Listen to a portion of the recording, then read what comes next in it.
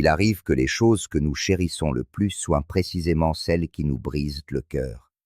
Pendant 20 ans, Margaret Stone avait regardé le moulin familial tomber en ruine, tandis que toute la ville la traitait d'insensée pour son refus de l'abandonner. Le vieux bâtiment se découpait en silence sur le ciel de la montagne. Ses aubes de bois ne tournaient plus depuis la mort de son père. Chaque mois apportait son lot de nouvelles factures qu'elle ne pouvait payer, et les voisins murmuraient qu'elle gaspillait sa vie pour des vestiges sans valeur. Mais Margaret persistait. Quelque chose lui disait que cet endroit comptait encore. Son fils de 12 ans, Samuel, ne se souciait pas de ce que les gens disaient. Il adorait explorer le vieux moulin, passer ses mains sur les poutres en bois et écouter le murmure du ruisseau qui coulait en dessous.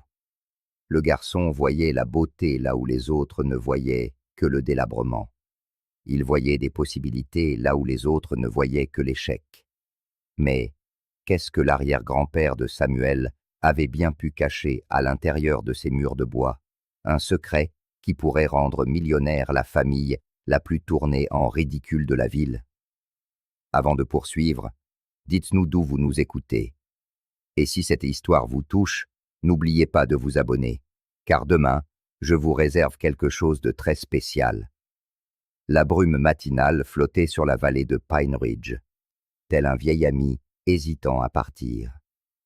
De la fenêtre de sa cuisine, Margaret Stone observait les premiers rayons du soleil percer le brouillard pour illuminer les fondations en pierre du moulin familial.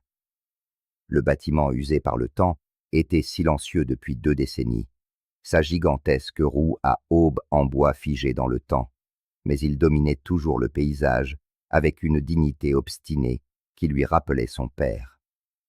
Elle se versa du café dans une tasse en céramique ébréchée, l'une des rares pièces restantes du service en porcelaine de sa grand-mère, et s'accorda ce rituel quotidien du souvenir. Le moulin avait été autrefois le cœur de leur petite communauté montagnarde, moulant le grain pour les familles dispersées dans la vallée. Son arrière-grand-père l'avait construit de ses propres mains en 1892, choisissant cet endroit où Clear Creek formait une courbe naturelle, assurant un débit d'eau constant toute l'année. Le père de Margaret lui racontait souvent des histoires sur l'âge d'or du moulin, quand les charrettes faisaient la queue les samedis matins et que le son des meules s'entendait à des kilomètres à la ronde. C'était l'époque où le nom de Stone signifiait quelque chose dans la vallée de Pine Ridge. Aujourd'hui, pour la plupart des gens, il n'évoquait qu'un entêtement stupide. « Maman, je peux aller au moulin après le petit déjeuner ?» demanda Samuel, apparaissant à la porte, les cheveux en bataille et des yeux curieux qui rappelaient douloureusement à Margaret son défunt mari. À 12 ans, Samuel possédait une âme de vieux sage qui semblait comprendre les choses au-delà de son âge. Tandis que les autres enfants étaient absorbés par les jeux vidéo et les réseaux sociaux, Samuel trouvait son émerveillement en examinant les anciens mécanismes du moulin et en dessinant la façon dont la lumière du matin filtrait à travers les vitres brisées. « Tu connais les règles ?» dit Margaret en se détournant de la fenêtre. « Reste loin des planches pourries au 2e étage et ne t'approche pas du caisson de la roue sans moi. » Samuel hocha la tête avec empressement, attrapant déjà son carnet de croquis usé où il documentait chaque détail de la construction du moulin. Le garçon avait rempli 3 journaux de dessins et d'observations minutieuses, traitant le vieil édifice comme un puzzle fascinant qui attendait d'être résolu. Margaret n'avait pas le cœur de lui dire que certains puzzles n'étaient pas faits pour être résolus, seulement pour qu'on se souvienne d'eux. Le crissement du gravier dans l'allée interrompit ses pensées. Par la fenêtre, elle vit Emma Caldwell sortir de sa camionnette, portant ce qui ressemblait à un plat à gratin. Emma était sa plus proche amie depuis l'enfance, l'une des rares personnes qui ne la pensait pas folle de refuser de vendre la propriété du moulin. « Bonjour, Margaret », lança Emma en frappant à la porte de la cuisine. « Je t'ai apporté un peu de ce pain de maïs que tu aimes tant. » Margaret ouvrit la porte avec gratitude. La présence d'Emma apportait toujours de la chaleur à sa modeste maison, et son esprit pratique contrebalançait les émotions parfois écrasantes de Margaret à l'égard du moulin. Oh, tu n'as pas besoin de continuer à nous nourrir, dit Margaret, bien qu'elle fasse déjà de la place sur le comptoir pour le plat. N'importe quoi. Et puis, il me faut une excuse pour voir comment vous allez. Emma s'assit sur une chaise de cuisine avec l'aisance d'une amitié de longue date.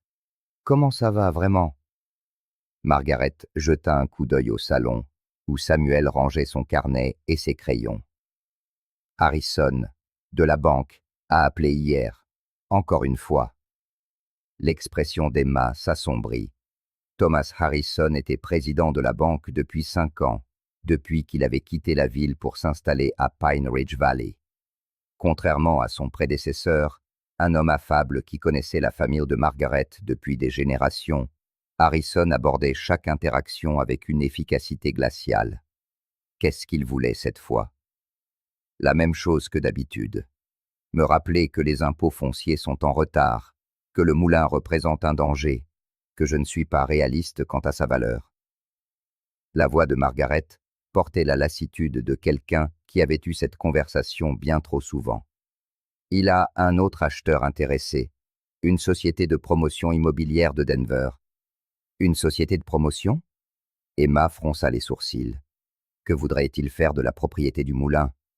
Harrison dit qu'il cherche des propriétés en montagne avec un accès à l'eau, probablement pour construire des résidences de vacances ou un complexe hôtelier. Margaret haussa les épaules, mais ses gestes trahissaient son anxiété. Il a fait comprendre que je serais folle de ne pas considérer leur offre. Samuel apparut à la porte, son carnet sous le bras. « Je peux y aller maintenant, maman ?» Margaret hocha la tête, regardant son fils se diriger vers la porte avec son enthousiasme habituel. Malgré tout, la pression financière, les rumeurs du village, l'incertitude constante, Samuel n'avait jamais perdu sa fascination pour le moulin. Parfois, Margaret se demandait si elle n'était pas égoïste, s'accrochant à la propriété, alors que la vendre pourrait offrir un avenir plus stable à son fils. « Ce garçon a quelque chose de spécial », remarqua Emma, en regardant Samuel disparaître sur le chemin du moulin. La façon dont il regarde ce vieux bâtiment, c'est comme s'il voyait quelque chose que nous autres, nous ne voyons pas. Margaret servit une tasse de café à Emma et s'assit en face de son amie. Son père était pareil. David disait toujours que le moulin avait des histoires à raconter, si seulement on savait écouter. Et pour Emma tendit la main sur la table et serra celle de Margaret. David serait fier de toi, de le garder dans la famille. Le serait-il vraiment? La voix de Margaret se brisa légèrement. Parfois, je pense que je ne suis qu'une tête de mule. Le moulin n'a rien rapporté depuis la mort de papa. Les machines sont irréparables et je n'ai pas l'argent pour les restaurer. Peut-être que Harrison a raison, peut-être que je ne suis pas réaliste. Maintenant, écoute-moi bien, Margaret Stone, dit Emma fermement. Ton arrière-grand-père n'a pas construit ce moulin pour gagner de l'argent. Il l'a construit pour servir la communauté, pour créer quelque chose de durable. Ton père le comprenait, tout comme David. Ce n'est pas parce que le monde a changé que la raison d'être du moulin doit changer avec lui. Margaret voulait croire aux paroles de son amie, mais la pile de factures impayées sur le comptoir de la cuisine racontait une autre histoire. Impôts fonciers, assurances, entretien de base. Tout cela s'additionnait bien au-delà de ce que son travail à temps partiel à la bibliothèque du comté pouvait couvrir. Elle puisait dans la petite assurance vie de David depuis 3 ans, et le puits était presque à sec. Le téléphone sonna, interrompant ses pensées. Margaret regarda l'identifiant de l'appelant et soupira. « Harrison, encore ?» demanda Emma.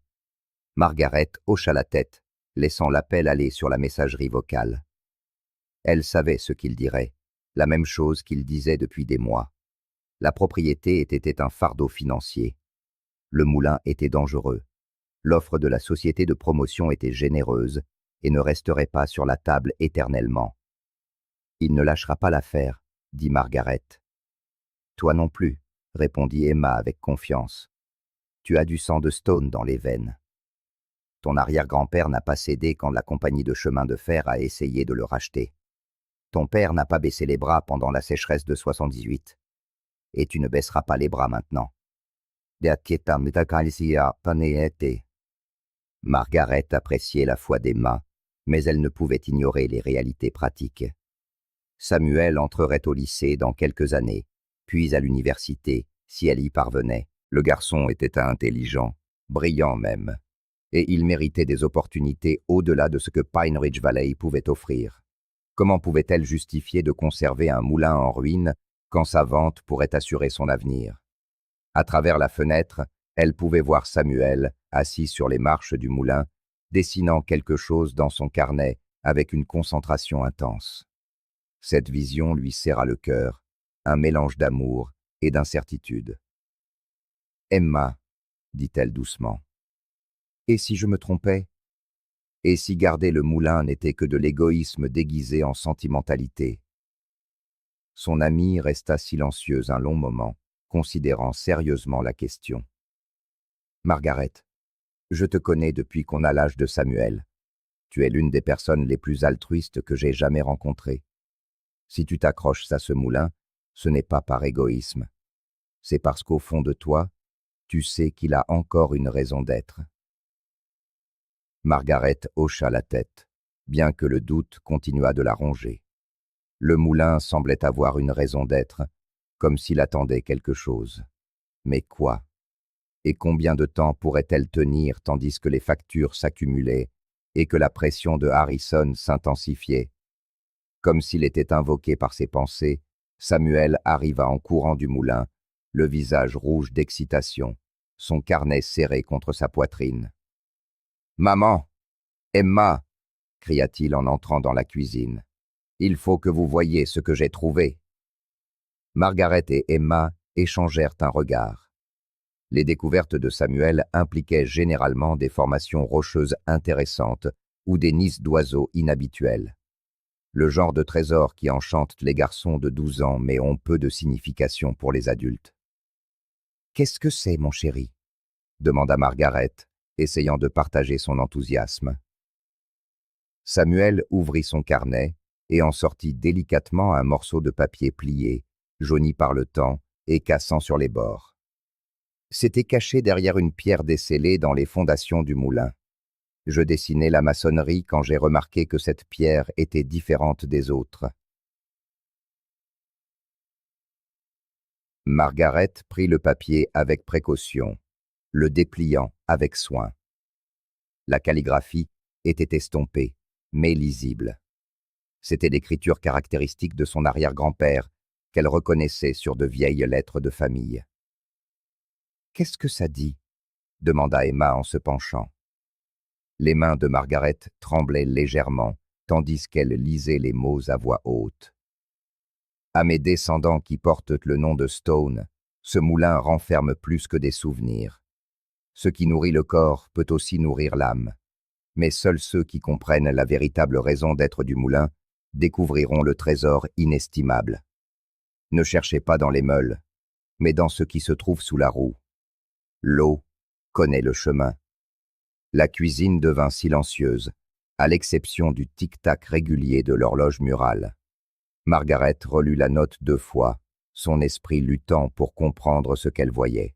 « C'est l'arrière-grand-père qui a écrit ça, » murmura-t-elle. Samuel hocha la tête avec ferveur. « Il y a sa signature à la fin. Jeremiah Stone, 1943. » Emma se rapprocha pour étudier le papier. « Trésor inestimable. » Qu'est-ce que vous pensez qu'il voulait dire? Margaret secoua lentement la tête. « Je ne sais pas. Papa n'a jamais rien mentionné sur le fait que l'arrière-grand-père aurait caché quoi que ce soit dans le moulin. » Peut-être qu'il ne le savait pas, suggéra Samuel. Peut-être que l'arrière-grand-père a gardé ça secret pour une raison. Margaret regarda le visage animé de son fils et sentit son estomac se nouer. Elle reconnaissait cette expression. C'était la même que David avait lorsqu'il parlait de restaurer le moulin à sa gloire d'antan. C'était l'expression de quelqu'un qui croyait aux possibilités. « Samuel, mon chéri, » dit-elle doucement. « Parfois, les vieux papiers comme celui-ci ne sont que… » « Maman, écoute, » l'interrompit Samuel, sa voix prenant un ton inhabituellement sérieux. « J'étudie la construction du moulin depuis 2 ans. Je connais chaque pierre, chaque poutre, chaque recoin de ce bâtiment. Ce papier a été caché intentionnellement. L'arrière-grand-père voulait que quelqu'un le trouve. » Emma étudia de nouveau la note. « L'eau connaît le chemin. » C'est une phrase intéressante. Ton arrière-grand-père était connu pour sa sagesse, Margaret. Il n'aurait pas écrit une chose pareille sans raison.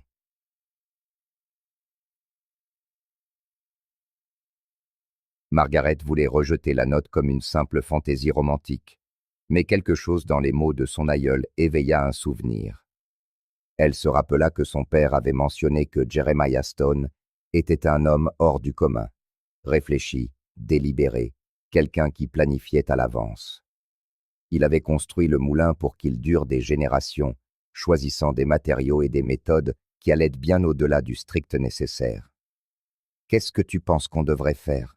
demanda-t-elle, même si une partie d'elle connaissait déjà la réponse. Les yeux de Samuel s'illuminèrent. Il faut enquêter. Il faut découvrir ce qu'il voulait dire par « ce qui se trouve sous la roue ». Margaret regarda Emma, qui hocha la tête en signe d'encouragement. « Ça ne coûte rien d'aller jeter un œil, n'est-ce pas? Et puis, ça pourrait t'aider à mieux comprendre le moulin, que tu décides de le garder ou non. »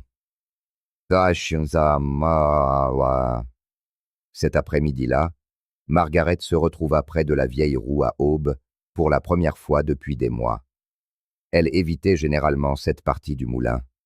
La vue de l'énorme structure de bois, autrefois si vitale et vivante, maintenant immobile et couverte de mousse, la remplissait toujours de tristesse. Samuel s'accroupit près de la base de la roue, examinant les fondations en pierre avec l'intensité d'un archéologue. « Regarde ça, maman. La maçonnerie ici est différente du reste du moulin.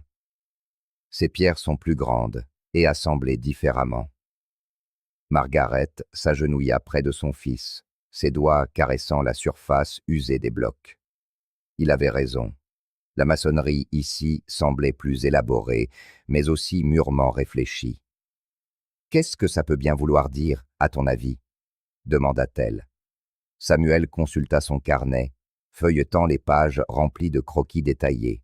« Je pense que l'arrière-grand-père a construit quelque chose de spécial ici, quelque chose qu'il voulait protéger. » Tandis que Margaret étudiait les dessins de son fils, elle sentit une émotion qu'elle n'avait plus éprouvée depuis des années. L'espoir. Peut-être qu'Emma avait vu juste. Peut-être que le moulin avait encore une raison d'être. Et peut-être, juste peut-être, que son arrière-grand-père lui avait laissé bien plus que de simples souvenirs. Le soleil commençait à décliner derrière les montagnes, projetant de longues ombres sur le moulin. Margaret savait qu'il devait rentrer, mais quelque chose la retenait là, près de la roue silencieuse. « Demain, » murmura-t-elle. « Nous reviendrons demain et nous regarderons de plus près. » Samuel sourit et replia soigneusement la vieille lettre dans son carnet. Alors qu'il marchait vers la maison, Margaret eut l'impression d'être au seuil de quelque chose d'important. Elle ignorait ce qu'il pourrait trouver sous la roue à aube, mais pour la première fois depuis des années, elle avait hâte de découvrir ce que le lendemain lui réserverait. Derrière eux, le moulin se découpait sur le ciel du soir, gardant ses secrets pour une nuit de plus. Le lendemain matin se leva avec cet air frais des montagnes qui rendait toute chose possible. Margaret avait à peine dormi, l'esprit hanté par les mots de son arrière-grand-père. Ce qui est sous la roue, l'eau connaît le chemin. Elle avait passé des heures à fixer le plafond, oscillant entre l'excitation et le scepticisme, se demandant si elle était sur le point de se lancer dans une quête insensée ou dans quelque chose de bien plus significatif. Quand elle descendit, Samuel était déjà habillé et l'attendait dans la cuisine. Son carnet et une petite lanterne étaient posés sur la table, tels les outils d'une expédition. « J'ai pensé à la lettre toute la nuit, » dit-il, peinant à contenir son enthousiasme. « L'eau connaît le chemin. Et si l'arrière-grand-père parlait du ruisseau lui-même, et s'il y avait quelque chose là où l'eau rencontre la roue ?» Margaret se servit un café et étudia le visage impatient de son fils. À 12 ans, Samuel possédait un esprit logique qui impressionnait même les adultes. Ses professeurs soulignaient souvent sa capacité inhabituelle à voir des schémas et des connexions que les autres ne percevaient pas. « D'accord, » dit-elle, surprise par sa propre décision. « Après le petit déjeuner, nous irons jeter un œil. » Ils marchèrent ensemble jusqu'au moulin, la rosée du matin s'accrochant encore aux herbes hautes qui poussaient autour des fondations. La roue à aube se dressait devant eux, un colosse de 9 mètres de diamètre, fait de bois de chêne, que le temps avait patiné d'un gris argenté. Même immobile, elle conservait une dignité impressionnante. Samuel se mit aussitôt à examiner la base de la roue, là où elle rejoignait le ruisseau. L'eau s'écoulait sous la structure par un canal soigneusement creusé par son arrière-grand-père, dans le lit naturel du cours d'eau. « Maman, regarde !» s'écria Samuel, la voix vibrante d'excitation. Margaret se précipita vers l'endroit où son fils était accroupi. Il désignait ce qui semblait être un petit symbole gravé dans l'une des pierres de fondation, un dessin simple qui ressemblait à une roue de moulin, avec de l'eau s'écoulant en dessous. « Je n'avais jamais remarqué ça, » dit Margaret en passant son doigt sur la gravure. « C'était couvert de mousse et de boue, » expliqua Samuel. « Mais quand j'ai nettoyé, il dégagea encore quelques débris, révélant que le symbole faisait en réalité partie d'une sculpture plus grande. D'autres marques apparurent.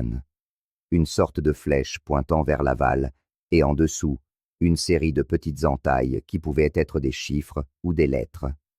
Le pouls de Margaret s'accéléra. Ce n'était pas une coïncidence. Son arrière-grand-père avait délibérément marqué cet endroit. « Qu'est-ce que tu penses que ça veut dire ?» demanda-t-elle. Samuel consulta à nouveau la lettre, lisant les mots avec attention. « Ne cherche pas ce que tu désires dans les meules, mais dans ce qui est sous la roue. L'eau connaît le chemin. » Il leva les yeux vers sa mère, son excitation grandissant. Et s'il y avait quelque chose de caché dans le canal, quelque chose sous l'eau? Margaret scruta le ruisseau qui coulait sous la roue. L'eau était claire, mais assez profonde pour qu'elle ne puisse en distinguer le fond. Le canal, d'environ 1,20 m de large, avait été habilement taillé pour diriger le courant. « Il faudrait que ce soit quelque chose d'étanche, » songea-t-elle. Quelque chose qui aurait pu survivre des décennies sous l'eau. Samuel retroussait déjà ses manches. Il n'y a qu'un seul moyen de savoir. « Samuel, attends !» Mais son fils était déjà entré dans le ruisseau, l'eau froide de la montagne lui arrivant presque aux genoux. Margaret l'observa, nerveuse, tandis qu'il tâtonnait le fond de pierre de ses mains, suivant la ligne des symboles gravés. « Les pierres sont différentes ici aussi !» cria-t-il par-dessus le bruit de l'eau. « Ce n'est pas le lit naturel du ruisseau. L'arrière-grand-père a posé ces pierres intentionnellement. » Margaret enleva ses chaussures et le rejoignit dans le cours d'eau, le souffle coupé par le froid. Ensemble, ils explorèrent le canal, leurs doigts cherchant tout ce qui ne semblait pas naturel. « Ici !» La voix de Samuel était triomphante. « Il y a quelque chose. » Margaret s'approcha. Sous l'eau, coincée entre deux grosses pierres de fondation, elle sentit le bord de quelque chose de lisse et de dur. C'était enveloppé dans ce qui semblait être de la toile cirée ou du cuir.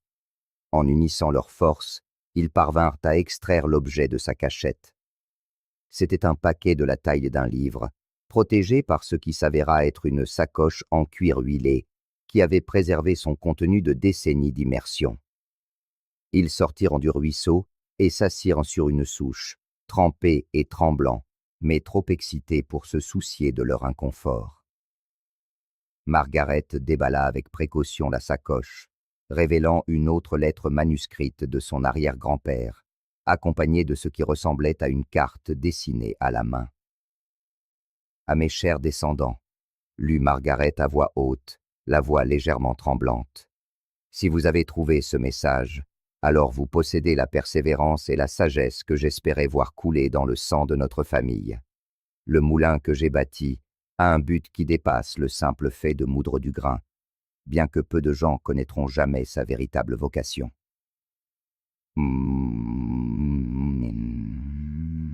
Elle marqua une pause, regardant le visage fasciné de Samuel avant de poursuivre.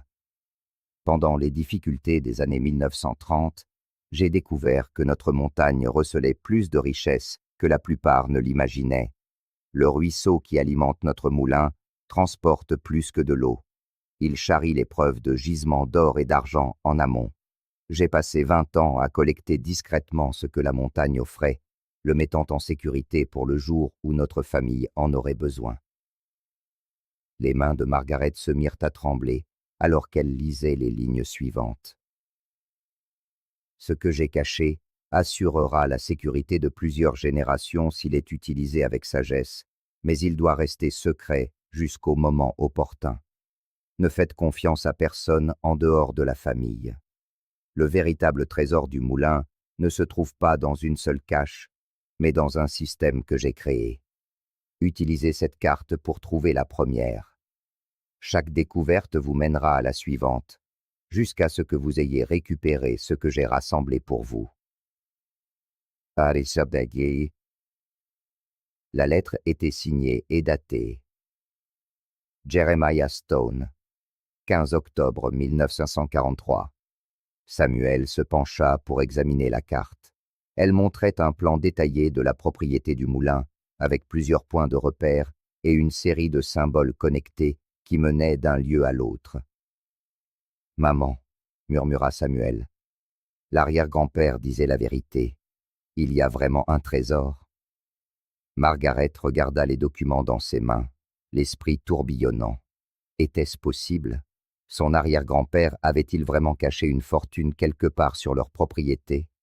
La partie rationnelle de son esprit criait à la fantaisie, mais la preuve était là, entre ses mains. « Qu'est-ce qu'on fait maintenant ?» demanda Samuel. Avant que Margaret ne puisse répondre, le bruit d'un moteur de voiture attira leur attention. À travers les arbres, elle vit une berline noire s'engager dans l'allée. Même de loin, elle reconnut le véhicule. Il appartenait à Thomas Harrison, de la banque. « Vite !» dit Margaret, en remballant les documents dans la sacoche en cuir. « Il ne faut pas qu'il voie ça. » Ils se dépêchèrent de rentrer à la maison, l'esprit de Margaret tournant à plein régime. La venue de Harrison ne pouvait être une coïncidence. Il la pressait de vendre depuis des mois, et maintenant, il débarquait à l'improviste, juste au moment de leur incroyable découverte. Harrison les attendait sur le porche, son costume semblant déplacé dans ce décor rustique. C'était un homme mince, la cinquantaine, aux cheveux prématurément grisonnants et aux yeux calculateurs qui semblaient tout évaluer en termes de dollars et de sang. « Madame Stone, » dit-il avec son sourire étudié. « J'espère ne pas vous déranger en arrivant sans prévenir. J'ai des nouvelles que vous voudrez, je pense, entendre. »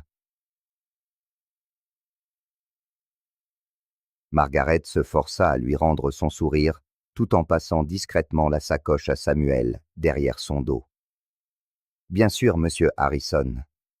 Que puis-je faire pour vous ? » « La société de promotion immobilière dont je vous ai parlé a augmenté son offre, » annonça Harrison en sortant un dossier de sa mallette. « Ils sont maintenant prêts à offrir 300 000 $ pour la propriété du moulin, comptant avec une clôture de la vente sous 30 jours. » Margaret retint son souffle. 300 000 $. C'était plus d'argent qu'elle n'avait jamais imaginé posséder. Cela résoudrait tous ses problèmes financiers et assurerait l'avenir de Samuel. C'est très généreux, parvint-elle à dire. En effet, convint Harrison. En fait, c'est probablement plus que la propriété ne vaut, mais ils sont pressés de conclure l'affaire. Je détesterais vous voir manquer cette opportunité, surtout compte tenu de votre situation financière. Il y avait quelque chose dans le ton de Harrison qui mettait Margaret mal à l'aise. Une pression subtile qui semblait presque menaçante. « Je vais avoir besoin d'un peu de temps pour réfléchir, » dit-elle. Le sourire de Harrison se crispa de manière quasi imperceptible. « Bien sûr, mais je dois préciser que cette offre a une date d'expiration. Il leur faut une réponse d'ici la fin de la semaine. » Yes, si, Massawe. Après le départ de Harrison, Margaret et Samuel s'assirent dans la cuisine, la sacoche en cuir posée entre eux sur la table. La visite du banquier avait ajouté une nouvelle urgence à leur situation. « Maman, » dit doucement Samuel, « nous devons suivre la carte. Nous devons savoir ce que l'arrière-grand-père nous a laissé. » Margaret hocha la tête, bien que son cœur batte la chamade. En 2 jours, sa vie tranquille avait été bouleversée. Elle se trouvait maintenant assise sur ce qui pourrait être une fortune familiale, tout en faisant face à la pression de vendre la terre même où celle-ci était cachée. « Oui, » dit-elle enfin, « nous devons connaître la vérité. Mais Samuel, nous ne pouvons en parler à personne. Pas encore. Pas tant que nous n'aurons pas compris à quoi nous avons affaire. » Samuel acquiesça solennellement, comprenant la gravité de la situation malgré son jeune âge. Margaret regarda par la fenêtre en direction du moulin, dont la silhouette familière portait désormais une nouvelle signification. Son arrière-grand-père avait été un homme prudent et réfléchi. S'il avait caché un trésor, c'était pour de bonnes raisons. Et si Thomas Harrison était si pressé de conclure la vente, il y avait peut-être plus derrière son empressement qu'une simple affaire commerciale. Les jours à venir allaient déterminer si la fortune de la famille Stone était sur le point de basculer à jamais. Margaret passa la nuit à étudier la carte de son arrière-grand-père à la lueur de la lampe, traçant du doigt les symboles complexes pendant que Samuel dormait. Le diagramme dessiné à la main était d'une précision remarquable. Chaque bâtiment, chaque arbre, chaque formation rocheuse importante sur leur propriété était soigneusement indiquée, mais c'était la série de symboles interconnectés qui la fascinait le plus. Ils formaient un chemin, partant du moulin et serpentant à travers divers endroits de leur domaine de 20 acres. Le premier symbole semblait pointer vers l'ancien bureau du moulin, une petite bâtisse en pierre qui avait servi de lieu de travail à son arrière-grand-père. Margaret y était rarement entrée depuis la mort de son propre père. C'était comme profaner un sanctuaire de l'histoire familiale. Tôt le lendemain matin, Samuel et elle se dirigèrent vers le bureau. Contrairement à la structure principale du moulin, le bureau avait été entièrement construit en pierre, avec des murs épais et un toit d'ardoise qui avait remarquablement bien résisté au temps. Margaret sortit la vieille clé en laiton du trousseau de son père, notant que la serrure tournait encore en douceur malgré des années d'inactivité. L'intérieur sentait le vieux bois et le cuir, des particules de poussière dansant dans la lumière du soleil matinal qui filtrait par les petites fenêtres. Le bureau de son arrière-grand-père dominait la pièce, une pièce massive en chêne que son père avait toujours dit être construite pour l'éternité. Des étagères couvraient les murs, remplies de revues agricoles, de registres comptables et de manuels techniques datant des débuts du moulin. D'après la carte, nous devons chercher quelque chose marqué du même symbole que celui que nous avons trouvé près de la roue, dit Samuel. Consultant les documents reliés en cuir, ils commencèrent leur recherche méthodique, examinant chaque surface à la recherche de symboles gravés ou peints. Margaret ouvrit les tiroirs du bureau, tandis que Samuel vérifiait les étagères inférieures et le sol. Ce fut Samuel qui le trouva. Une petite gravure sur le panneau de bois, sous le tiroir inférieur du bureau. « Maman, ici. » Il pointa du doigt un symbole identique à celui qu'ils avaient trouvé près du ruisseau, discrètement sculpté dans le bois, là où une chaise l'aurait normalement dissimulé. Margaret s'agenouilla à ses côtés, caressant la gravure du bout des doigts. « Il doit y avoir quelque chose ici. Aide-moi à déplacer le bureau. » En unissant leurs forces, ils parvinrent à déplacer le lourd bureau, juste assez pour révéler ce qui se trouvait en dessous. Encastré dans le sol en pierre se trouvait un petit compartiment, recouvert d'une dalle qui se fondait parfaitement avec le reste du plancher. La dalle, une fois soulevée, révéla une cachette contenant plusieurs objets enveloppés dans de la toile cirée.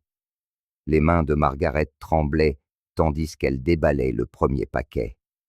À l'intérieur se trouvaient des parchemins enroulés, qui semblaient être les plans architecturaux originaux du moulin, mais ce n'étaient pas les simples croquis auxquels elle s'attendait. Ces plans révélaient un niveau de détail et de complexité qui suggérait une ingénierie bien au-delà du simple broyage de grains.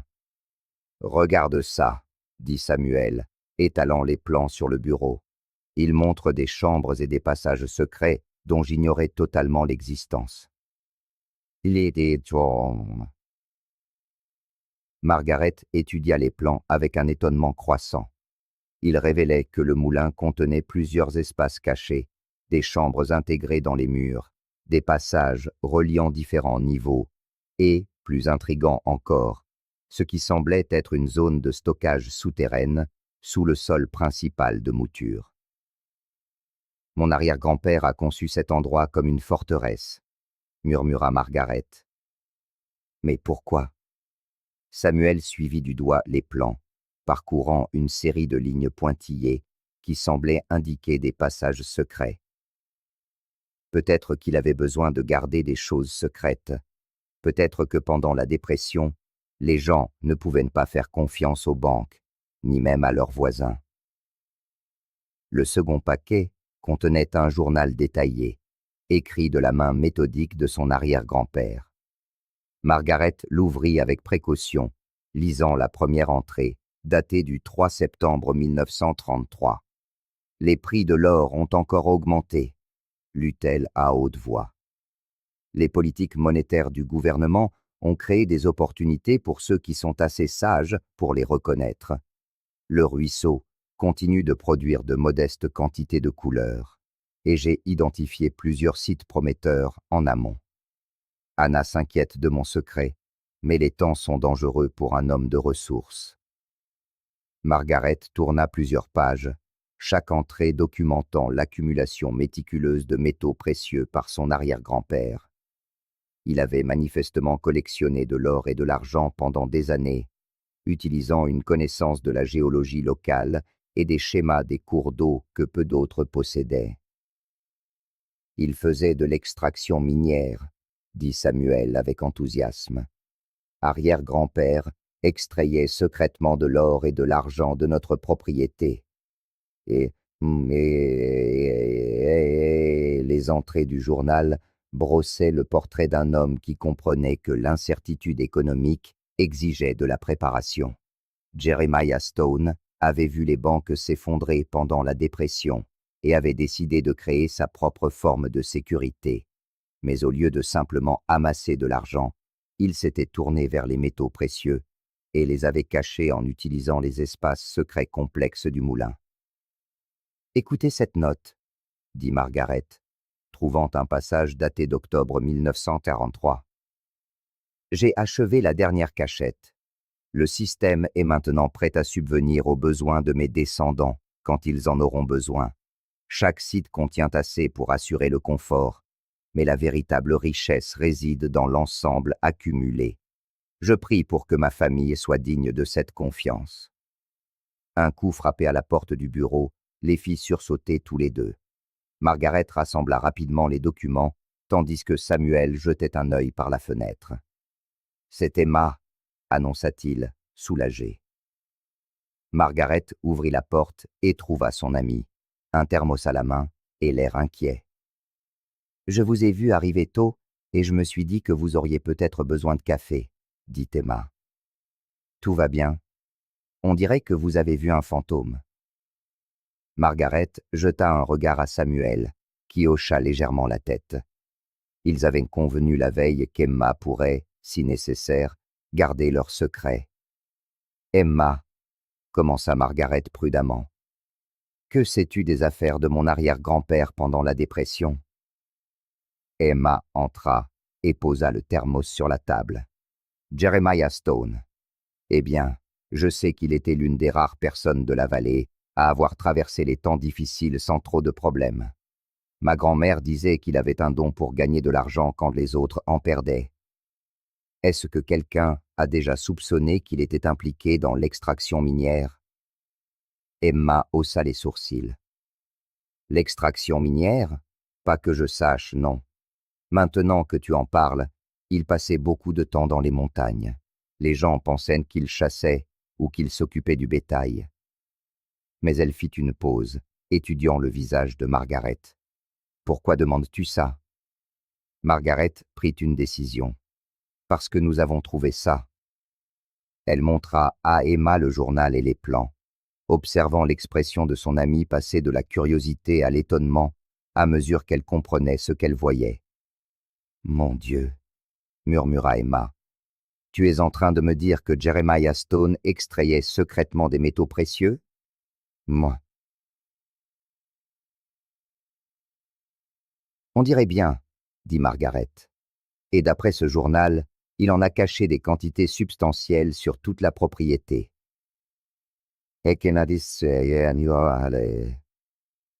Emma s'affaissa sur une chaise, étudiant les plans architecturaux. Pas étonnant que Harrison ait été si insistant pour acheter la propriété. S'il y a des rumeurs sur des gisements minéraux... Que veux-tu dire? Demanda Samuel. Emma leva les yeux des plans.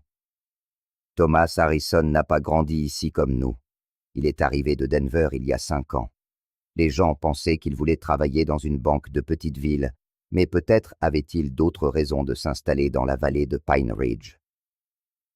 Margaret sentit un frisson de compréhension la parcourir.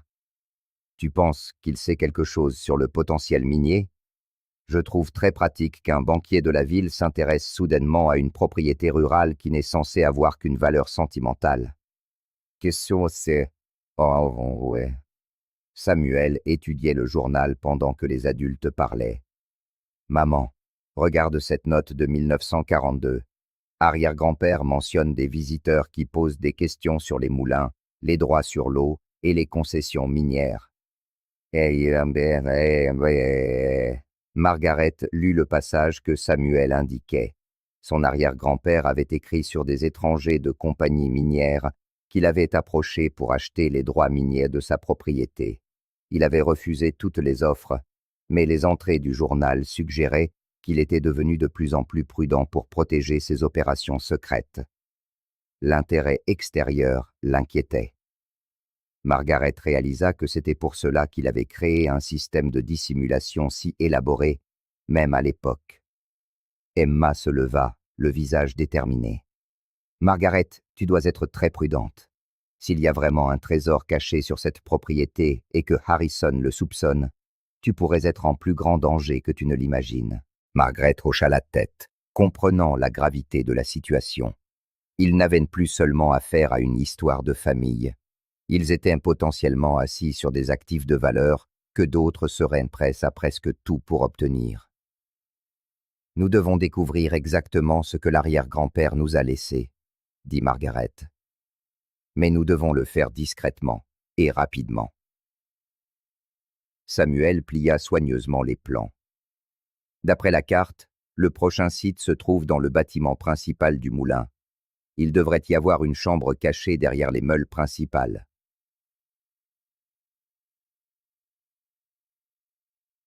Margaret regarda son fils et sa meilleure amie, sentant le poids des décisions qui allaient affecter l'avenir de tous. Alors, c'est là que nous allons. Le bâtiment principal du moulin semblait différent, maintenant que Margaret connaissait ses secrets.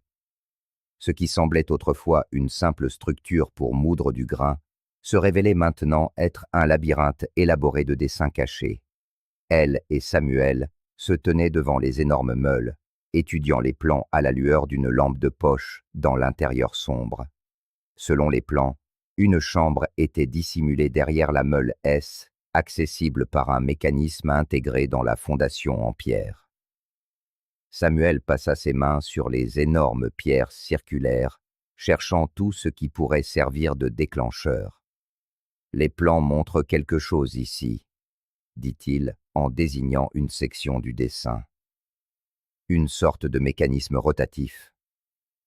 Margaret examina la pierre de plus près, remarquant comment la lumière du matin filtrant par les hautes fenêtres révélait de subtiles différences dans la maçonnerie.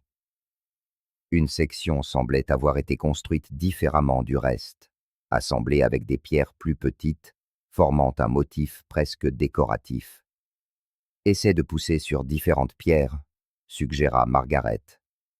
Arrière-grand-père aurait conçu quelque chose qui semble naturel, mais qui puisse être actionné par quelqu'un connaissant le secret. Imnetae.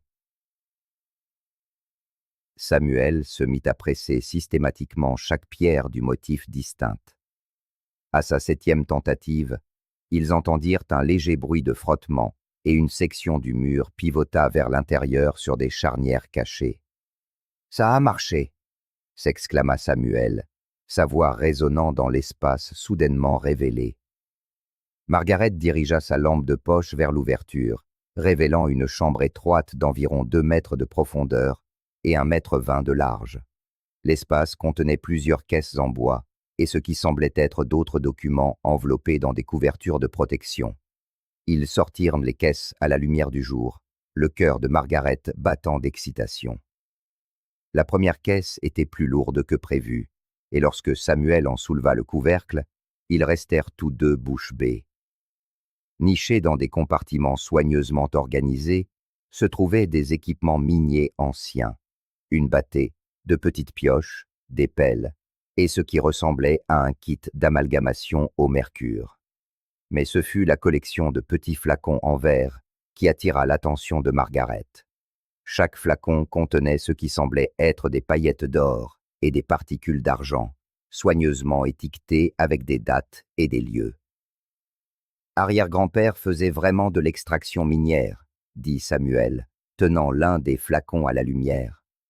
Et il tenait des registres détaillés de tout ce qu'il trouvait.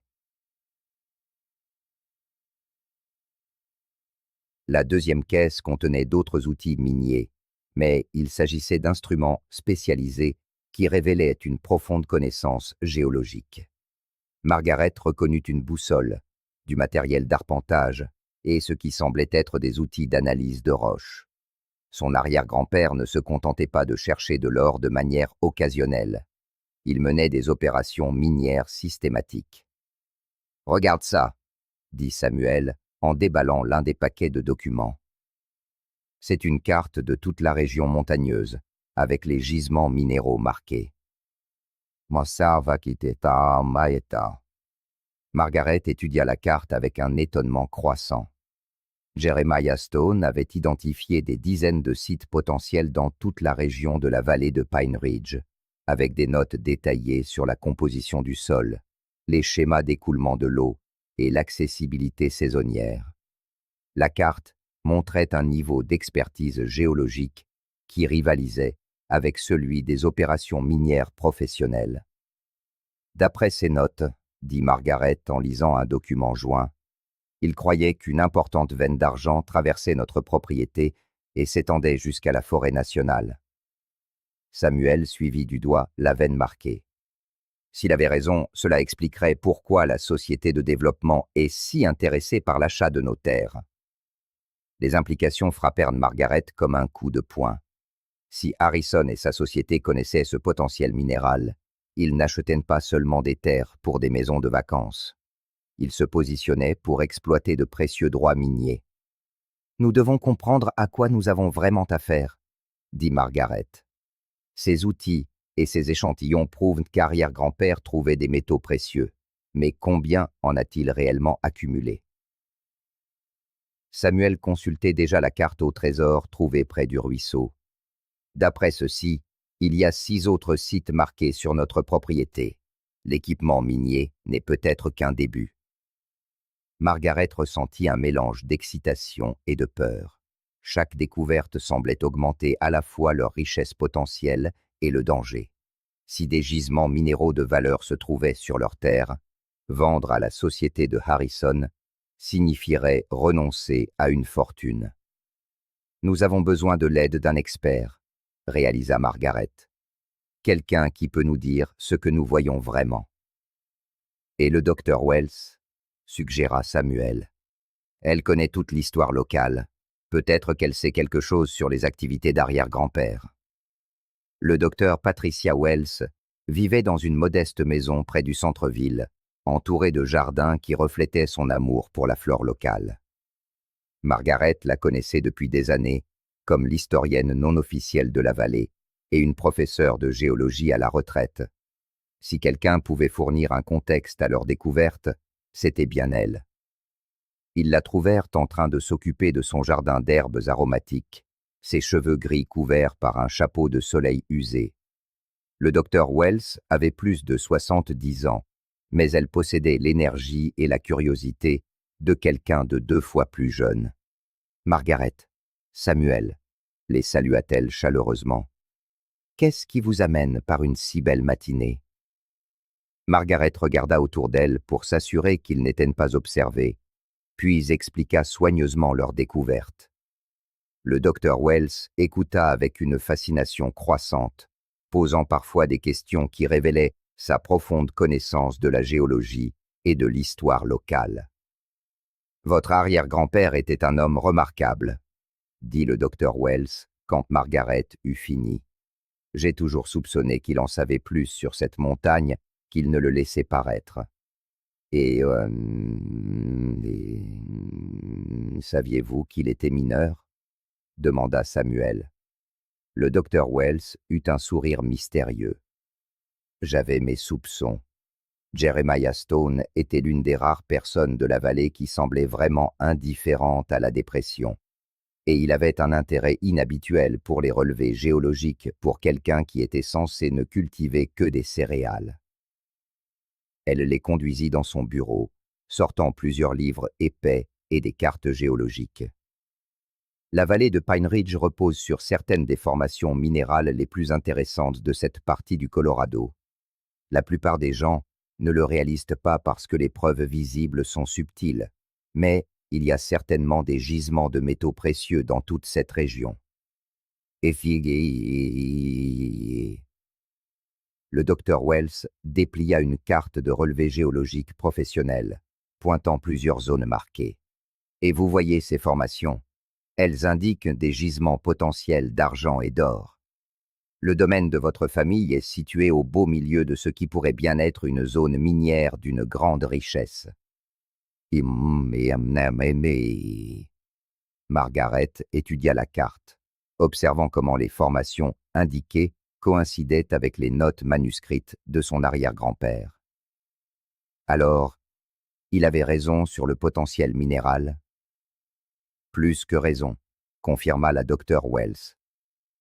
Il menait de véritables recherches géologiques, des décennies avant que les études officielles ne confirment ses découvertes. Samuel montra à la docteur Wells quelques-uns des échantillons de minéraux qu'ils avaient trouvés. La femme âgée les examina avec une expertise évidente, utilisant une loupe et prenant des notes dans un petit carnet. Ces échantillons révèlent une teneur significative en argent, annonça-t-elle après plusieurs minutes d'examen. Et cet échantillon d'or, bien que petit, semble être de haute qualité.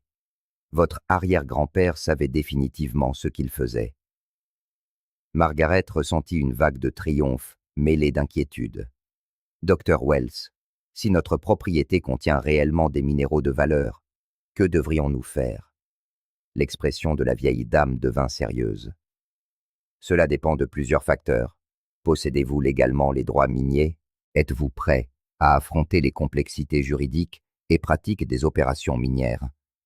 Et, plus important qu'encore, qui d'autre est au courant de cette richesse potentielle? Margaret expliqua les tentatives persistantes de Harrison pour acheter la propriété et son lien avec la Denver Development Company. La docteure Wells hocha la tête d'un air grave. Je le craignais. Thomas Harrison a posé des questions en ville sur la géologie locale et les droits miniers. Je pensais qu'il faisait simplement la conversation, mais je soupçonne maintenant qu'il détient des informations privilégiées. Des informations privilégiées, lui demanda Samuel. Des levées géologiques, des rapports miniers, peut-être même des archives historiques dont la plupart des gens ignorent l'existence, expliqua la docteure Wells. Si Harrison représente des investisseurs spécialisés dans l'acquisition de droits miniers, ils ont pu mener des recherches approfondies avant de vous approcher. Margaret comprit que leur situation devenait de plus en plus complexe à chaque heure. Ils n'avaient plus affaire à un simple trésor de famille. Ils étaient potentiellement en possession de droits miniers qui valaient bien plus que ce que l'entreprise de Harrison leur offrait. « Que nous recommanderiez-vous » demanda Margaret. La docteure Wells garda le silence un instant, pesant manifestement ses mots avec soin. Premièrement, vous devez compléter la carte au trésor de votre arrière-grand-père. Comprendre exactement ce qu'il vous a laissé vous aidera à prendre des décisions éclairées. Deuxièmement, vous avez besoin de conseils juridiques sur les droits miniers et le droit immobilier. Et troisièmement, elle marqua une pause, regardant Margaret droit dans les yeux. Vous devez être très prudent quant aux personnes à qui vous faites confiance. Alors qu'il se préparait à partir, la docteure Wells prit Margaret à part. Votre arrière-grand-père était un homme sage qui planifiait pour l'avenir. Il n'aurait pas créé ce système élaboré s'il n'avait pas cru que sa famille en aurait besoin un jour. Ne laissez personne vous pousser à prendre des décisions avant de comprendre ce à quoi vous renoncez vraiment. En retournant à la propriété, Margaret sentit le poids de la responsabilité peser sur ses épaules.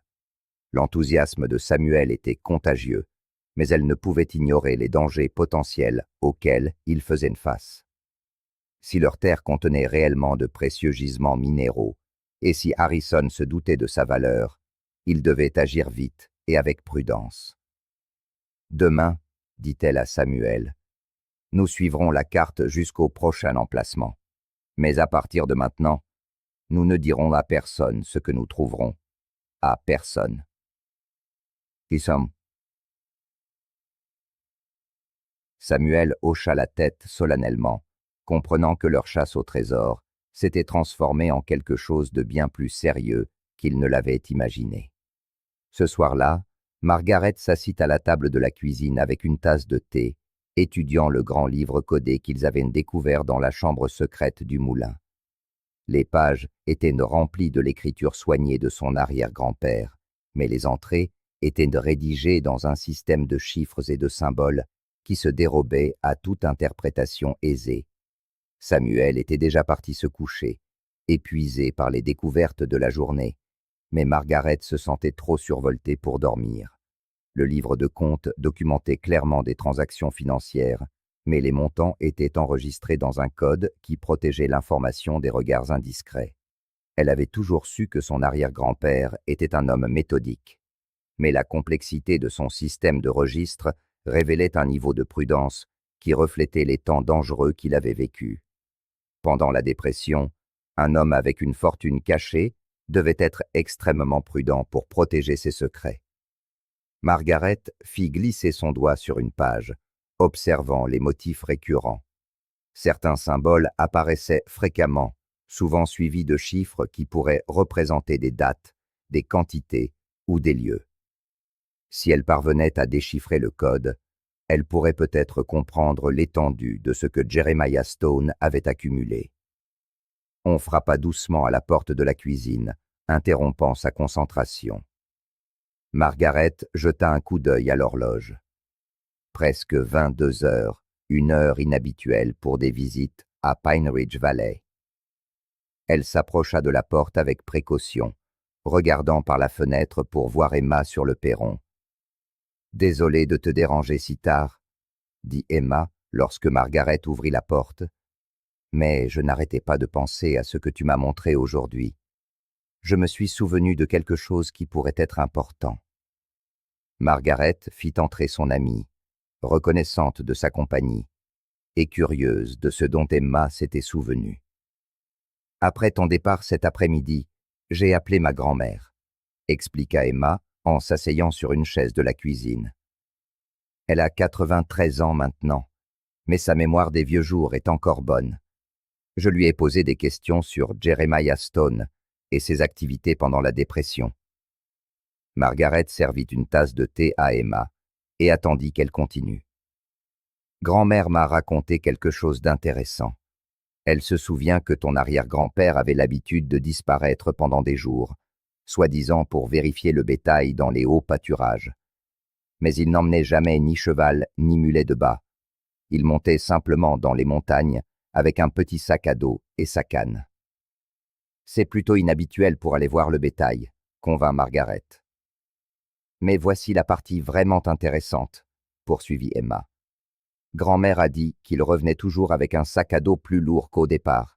Elle le remarquait parce qu'elle l'observait depuis la fenêtre de sa cuisine quand il passait devant leur ferme. Margaret sentit un frisson d'excitation. Il ramenait quelque chose des montagnes. C'est ce que j'ai pensé aussi, et ce n'est pas tout, ajouta Emma en se penchant en avant d'un air conspirateur. Grand-mère a dit que pendant les pires années de la dépression, quand d'autres familles luttaient pour s'acheter le strict nécessaire, ton arrière-grand-père semblait toujours avoir de l'argent disponible. Il a aidé plusieurs familles avec des prêts quand la banque ne pouvait ou ne voulait pas les aider. Margaret réfléchit aux implications. Si Jeremiah Stone ramenait régulièrement des matériaux précieux des montagnes et aidait discrètement les membres de la communauté, il devait avoir accumulé une richesse considérable. « Emma, » dit Margaret lentement, « et si le trésor n'était pas seulement ce qu'il a caché sur notre propriété? Et s'il y avait des mines dans les montagnes où il extrayait activement des métaux précieux? » Les yeux d'Emma s'écarquillèrent. « Tu veux dire qu'il aurait pu avoir de véritables concessions minières ?» Margaret prit le grand livre codé et montra à Emma certaines des entrées les plus complexes. « Regarde ces registres. Certains semblent faire référence à des endroits qui ne sont pas sur notre propriété, et s'ils travaillaient sur plusieurs sites. » Elles passèrent l'heure suivante à examiner le livre ensemble, essayant d'identifier des motifs qui pourraient révéler les emplacements ou la nature des différentes entrées. Le talent naturel de Samuel pour la reconnaissance des formes aurait été utile, mais Margaret ne voulait pas le réveiller. « Ce symbole apparaît souvent, » remarqua Emma, en montrant une marque qui ressemblait à un pic de montagne avec une étoile au-dessus. « Et il est toujours suivi de chiffres plus élevés que les autres entrées. » Margaret étudia le symbole. Des sites dans les montagnes, peut-être. L'étoile pourrait indiquer des endroits particulièrement productifs. Alors qu'elle s'efforçait de déchiffrer le grand livre, Margaret songeait aux implications plus larges de leur découverte. Si son arrière-grand-père avait établi des opérations minières dans la forêt nationale au-dessus de leur propriété, ces sites pourraient encore contenir des gisements de valeur, mais ils seraient aussi beaucoup plus difficiles d'accès légalement. « Nous devons procéder avec méthode, » réalisa Margaret. « Avant de prendre la moindre décision concernant la propriété ou les offres de Harrison, nous devons comprendre toute l'étendue de ce à quoi nous avons affaire. » Emma hocha la tête. « Tu as réfléchi à l'échéance de Harrison. Il veut une réponse avant la fin de la semaine. » « Ah !» Margaret essayait de ne pas y penser, mais la question d'Emma la força à faire face à la pression du temps. « Si nous refusons son offre sans comprendre à quoi nous renonçons, nous pourrions le regretter toute notre vie. Mais si vous acceptez, et découvrez ensuite que vous avez vendu une fortune pour une fraction de sa valeur, vous le regretterez encore plus, conclut Emma. Une pensée traversa l'esprit de Margaret. Emma, tu connais tout le monde dans cette vallée. As-tu entendu des rumeurs sur des études géologiques ou l'intérêt de compagnies minières dans la région? Emma resta silencieuse un instant, fouillant sa mémoire. Maintenant que tu en parles, il y a eu quelques visiteurs inhabituels en ville ces derniers mois. Des hommes en costume cher qui posaient des questions au palais de justice sur les registres de propriété et les droits miniers. À l'époque, je pensais que c'étaient des promoteurs immobiliers cherchant des propriétés de loisirs, mais ils auraient pu faire des recherches sur le potentiel minier, conclut Margaret. Il y a autre chose, dit Emma avec hésitation. Sur le moment, je n'y ai pas prêté attention, mais le mois dernier, j'ai vu Harrison déjeuner avec deux hommes qui n'étaient pas d'ici. Ils regardaient des cartes et des papiers, et quand je suis passé près de leur table, ils ont arrêté de parler et ont rangé leurs documents. Cassema. Margaret sentit l'urgence monter en elle.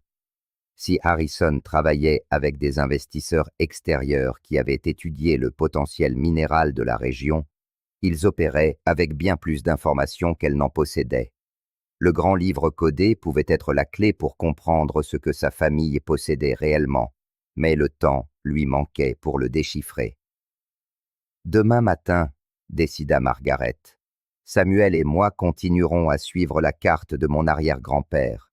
Nous devons trouver les cachettes restantes et comprendre ce qu'il nous a laissé. Ensuite, nous pourrons prendre des décisions éclairées.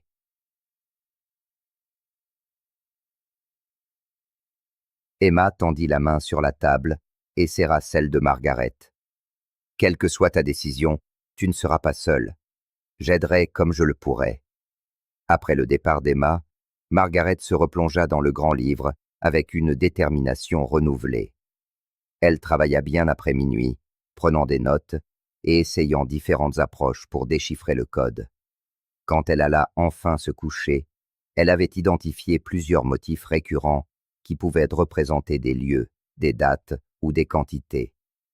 En s'endormant, Margaret songea à la planification minutieuse de son arrière-grand-père.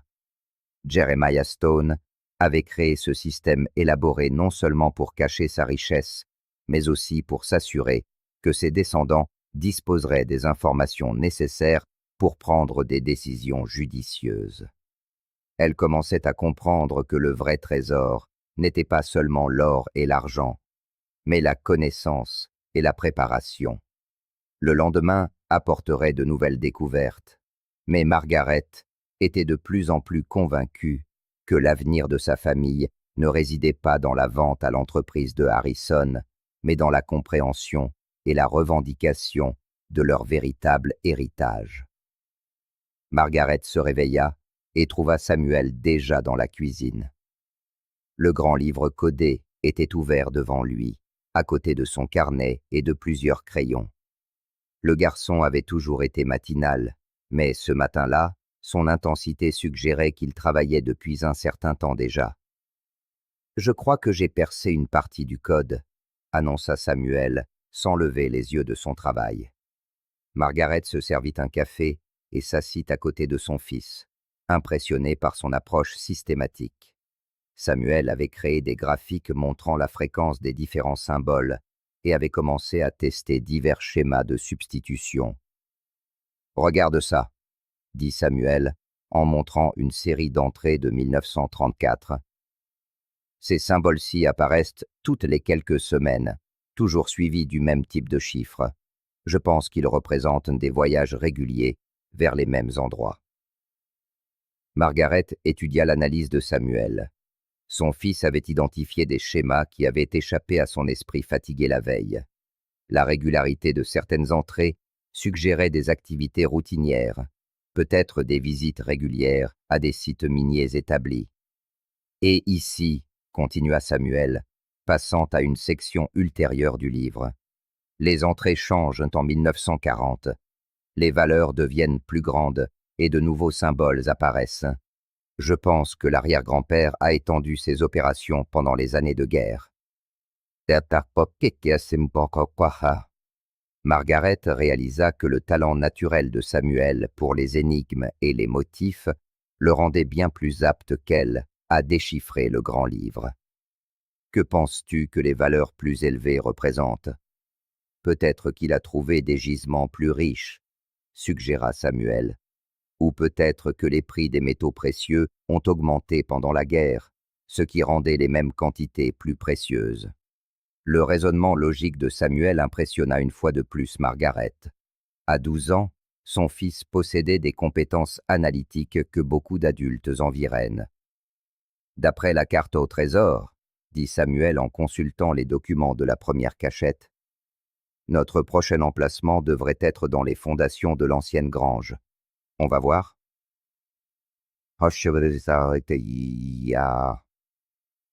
La grange s'était effondrée lors d'une violente tempête de neige 15 ans plus tôt, ne laissant que ses fondations en pierre et des débris de bois éparpillés. Margaret avait toujours eu l'intention de nettoyer les décombres, mais d'autres priorités avaient pris le dessus. Maintenant, cette zone encombrée pouvait contenir une autre pièce du puzzle familial. Ils marchèrent ensemble vers l'emplacement de la grange dans l'air vif du matin, qui promettait une autre journée claire en montagne. Samuel commença immédiatement à examiner les pierres de fondation, cherchant les symboles distinctifs qui avaient marqué leur découverte précédente. « Ici !» s'écria Samuel depuis le coin, est-ce des fondations. Le même symbole que précédemment était gravé dans cette pierre d'angle. Margaret le rejoignit, remarquant que le symbole sculpté était positionné de manière à n'être visible que de l'intérieur de la structure originale de la grange. Son arrière-grand-père avait toujours pris grand soin de dissimuler ses repères aux regards indiscrets. Suivant le schéma qu'ils avaient appris, ils commencèrent à examiner les alentours de la pierre marquée, à la recherche d'indices d'une cachette. Ce fut Margaret qui découvrit que plusieurs pierres des fondations pouvaient être déplacées, révélant un espace creux en dessous. La cachette qu'ils mirent au jour était différente des précédentes. Au lieu de documents ou d'outils, celle-ci contenait de petites sacoches en cuir, chacune soigneusement emballée et étiquetée. Margaret ouvrit la première d'une main tremblante. À l'intérieur se trouvaient des pièces d'argent, des dizaines de pièces datant du XIXe et du début du XXe siècle. Beaucoup semblaient être des pièces de collection rares, valant bien plus que leur poids en argent. « Regarde ces dates, » dit Samuel en examinant une autre sacoche. « Certaines de ces pièces sont vraiment anciennes. Arrière-grand-père a dû les collectionner pendant des années. » Margaret compta les pièces des premières sacoches, estimant leur valeur potentielle, même sans tenir compte de leur valeur de collection. Rien que la teneur en argent représentait des milliers de dollars, et il y avait plus d'une douzaine de sacoches dans la cachette. « Samuel, » dit Margaret à voix basse, « je crois que nous sommes en présence d'une somme d'argent considérable. » Papa. Ah. Mais ce fut la découverte dans la dernière sacoche qui lui coupa véritablement le souffle. Enveloppées dans un tissu de soie, se trouvaient plusieurs petites pépites d'or, chacune méticuleusement étiquetée, avec une date et un lieu. Les pépites étaient magnifiques, des morceaux lisses, naturellement formés, qui révélaient la richesse cachée des montagnes. Samuel en tint une pour qu'elle capte la lumière du matin. « Maman, ce ne sont pas de simples éclats comme les échantillons que nous avons trouvés avant. Ce sont des morceaux conséquents. » Margaret examina les étiquettes sur les pépites d'or, notant que les lieux mentionnés se trouvaient tous dans les hautes terres, au-dessus de leurs propriétés. Son arrière-grand-père avait bel et bien exploité des mines dans les montagnes, et ces sites étaient suffisamment productifs pour livrer des pépites de taille significative. « Nous devons faire des recherches sur la valeur de ces pièces et de cet or, » réalisa Margaret. « Mais d'abord, continuons à suivre la carte. Je veux comprendre toute l'étendue de ce que l'arrière-grand-père nous a laissé avant de commencer à prendre des décisions. » Ils remballèrent soigneusement les pièces et l'or, plaçant le tout dans une boîte sécurisée que Margaret pourrait cacher dans leur maison. Tandis qu'ils travaillaient, Margaret se surprit à penser à l'échéance qui les attendait. Le délai de Harrison approchait, et chaque nouvelle découverte rendait l'idée de vendre la propriété plus difficile à envisager. « Samuel, » dit Margaret alors qu'ils retournaient vers la maison, « que penses-tu de l'offre de Harrison? Si nous avons tout ce trésor, devons-nous encore nous soucier de l'argent ?» Samuel resta silencieux un moment, son jeune esprit aux prises avec des implications complexes. « Je pense que l'arrière-grand-père nous a laissé ce trésor pour une raison, » dit-il enfin. « Peut-être qu'il savait qu'un jour notre famille subirait des pressions pour vendre la terre. Peut-être voulait-il s'assurer que nous aurions les ressources pour la garder si nous décidions de le faire. » Aïe! Margaret fut frappée par la sagesse de son fils. Samuel comprenait instinctivement ce qu'elle commençait à peine à réaliser. Le trésor n'était pas seulement une question d'argent. Il s'agissait de préserver l'héritage familial et de maintenir leur indépendance face aux pressions extérieures. « Il y a autre chose, » ajouta Samuel. Le grand livre codé montre des entrées qui se poursuivent jusqu'en 1943, l'année où l'arrière-grand-père a écrit sa dernière lettre. Mais certains des sites dans les montagnes, marqués dans le livre, ne sont pas sur notre carte au trésor. Margaret s'arrêta de marcher. « Que veux-tu dire ? » « Je veux dire qu'il pourrait y avoir des sites miniers actifs où travaillait l'arrière-grand-père, des sites qui contiennent encore des gisements de valeur. La carte au trésor ne montre que les cachettes qu'il a dissimulées sur notre propriété, mais le livre suggère qu'il avait aussi des opérations dans la forêt nationale. » Les implications frappèrent Margaret comme un coup de poing. Si la pierre de Jeremiah avait établi des droits miniers dans les montagnes, ces droits pourraient encore être légalement valides. Le trésor qu'ils trouvaient sur leur propriété pourrait n'être que le début de leur richesse potentielle. « Nous devons faire des recherches sur les droits miniers et les concessions, » dit Margaret, « et nous devons le faire rapidement. » Cet après-midi-là, Margaret appela le docteur Wells et prit rendez-vous au palais de justice du chef-lieu du comté. Si son arrière-grand-père avait déposé des concessions minières officielles, il y aurait des archives publiques documentant ses activités.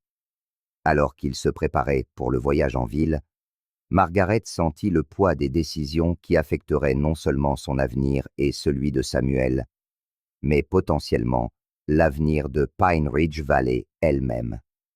La société de développement de Harrison pourrait planifier d'exploiter des ressources minérales qui appartenaient de droit à la famille Stone.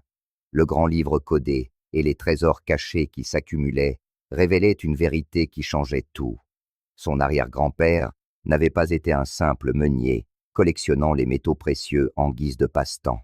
Il avait été un exploitant minier sophistiqué, qui avait accumulé une richesse substantielle et pris des mesures prudentes pour s'assurer que cette richesse reste dans la famille. La recherche de demain au palais de justice pourrait révéler toute l'étendue de leur héritage et leur pouvoir de résister à la pression de Harrison. Le palais de justice du comté se dressait telle une forteresse de briques rouges et de calcaire au centre de Millfield, Colorado. Margaret conduisait sur les routes sinueuses de montagne, le docteur Wells à ses côtés et Samuel sur la banquette arrière. Tous trois étaient tendus, dans l'attente de ce qu'ils pourraient découvrir dans les archives publiques. Le docteur Wells avait appelé à l'avance pour organiser l'accès aux archives minières historiques, expliquant que leurs recherches relevaient d'un intérêt académique pour l'histoire géologique locale. L'employée qui les accueillit, une femme serviable nommée Janet Morrison, semblait sincèrement enthousiaste à l'idée d'aider à ce qu'elle appela l'une des demandes de recherche les plus intéressantes qu'ils aient reçues depuis des années. Les concessions minières des années 1930 et 1940 sont fascinantes, expliqua Janet en les conduisant dans la salle des archives. La plupart des gens ne réalisent pas l'ampleur de l'activité minière dans cette région à cette époque. La dépression puis la guerre ont créé des conditions économiques inhabituelles qui ont rendu les petites exploitations minières très rentables. Assis avant le cœur de Margaret battait la chamade, tandis que Janet sortait plusieurs registres épais et des boîtes de documents. Ces archives couvrent tous les droits miniers et concessions enregistrés à Pine Ridge Valley et dans les terres forestières nationales environnantes de 1920 à 1950. Dora Wells prit la tête des recherches, son expertise universitaire la rendant efficace pour naviguer dans les systèmes de classement complexes. Samuel se révéla étonnamment utile, ses compétences en reconnaissance de forme lui permettant d'identifier rapidement les entrées pertinentes alors qu'il parcourait les registres chronologiques. « Ici !» s'exclama le docteur Wells, après 20 minutes de recherche. Jeremiah Stone, enregistré le 15 septembre 1933. Margaret se pencha par-dessus l'épaule du docteur Wells, pendant que la vieille dame lisait le document officiel. Concession minière numéro 1847, enregistrée pour l'extraction de métaux précieux sur des terres publiques adjacentes à la propriété privée de Pine Ridge Valley. Demandeur, Jeremiah Stone. Emplacement. Section 14 et 15, canton Whitnor, rang 75 ouest. Qu'est-ce que ça signifie exactement ? Demanda Margaret. Le docteur Wells consulta une carte du canton. Cela signifie que votre arrière-grand-père a déposé des concessions officielles sur 2 sections de terres forestières nationales qui bordent que la propriété de votre famille. Et ce ne sont pas de petites concessions, Margaret. Nous parlons d'une zone significative dans les montagnes, au-dessus de votre moulin. Janet Morrison jeta un coup d'œil par-dessus leurs épaules aux documents. « Oh, là !» dit-elle, visiblement excitée. « C'est assez inhabituel. La plupart des demandes de concession de cette période concernaient de petites opérations de prospection, des chercheurs d'or individuels travaillant dans les lits des cours d'eau. Mais cette demande couvre un territoire substantiel et spécifie des droits d'extraction en roche dure. » Samuel lisait silencieusement d'autres documents pendant que les adultes discutaient de la première découverte. « Maman, » dit-il avec urgence, « il y a d'autres demandes. Beaucoup d'autres. » Le docteur Wells se rapprocha pour examiner les trouvailles de Samuel. Au cours de l'heure suivante, ils découvrirent que Jeremiah Stone avait déposé un total de 7 concessions minières entre 1933 et 1942, couvrant près de 3000 acres de terres montagneuses autour de Pine Ridge Valley. « C'est extraordinaire », murmura le docteur Wells, étalant les cartes des concessions sur la table de recherche. « Votre arrière-grand-père a essentiellement sécurisé les droits miniers sur la majeure partie des hautes terres de cette région. »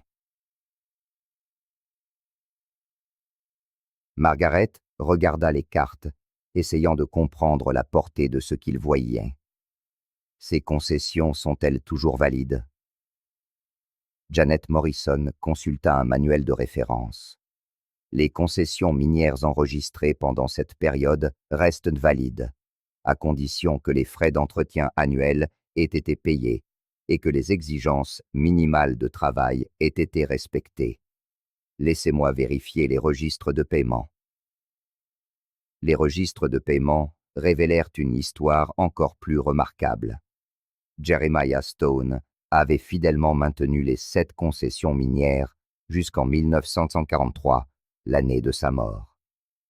Après cela, les paiements avaient continué, effectués par le père de Margaret jusqu'à son propre décès, puis, à la stupéfaction de Margaret, par un cabinet d'avocats de Denver agissant en tant qu'administrateur de la succession de la famille Stone. « Je ne comprends pas, » dit Margaret. « Mon père n'a jamais rien mentionné à propos de concessions minières ou de paiements fiduciaires. » Le docteur Wells étudia plus attentivement les documents juridiques. « Il semble que votre arrière-grand-père ait créé une fiducie pour s'assurer que les concessions seraient maintenues, même si les membres de la famille n'étaient pas au courant de leur existence. Regardez ici. Le document de la fiducie spécifie que les droits miniers doivent être préservés pour les générations futures de la famille Stone. Janet Morrison cherchait des informations sur la situation actuelle sur son ordinateur.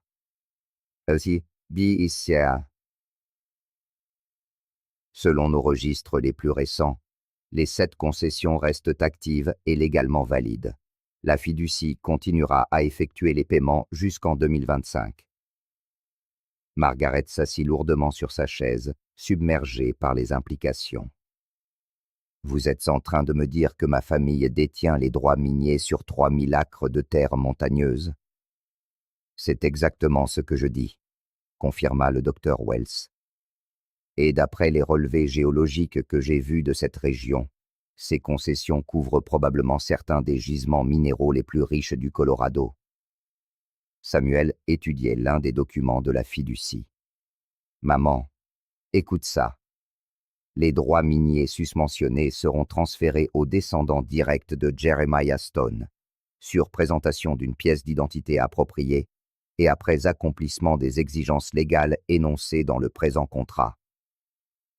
Le docteur Wells prit le document des mains de Samuel et le lut attentivement. Margaret, c'est incroyable. Votre arrière-grand-père ne vous a pas seulement laissé un trésor sur votre propriété. Il vous a laissé la propriété légale d'opérations minières de grande valeur. Vous n'êtes pas seulement.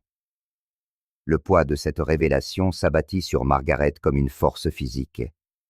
Tout, dans sa situation, venait de changer. La pression de Harrison pour vendre la propriété du moulin, l'intérêt de la société de développement, même ses propres difficultés financières. Tout semblait complètement différent maintenant. Combien ces droits miniers pourraient-ils valoir? Demanda Margaret. Janet Morrison consultait des documents de référence supplémentaires.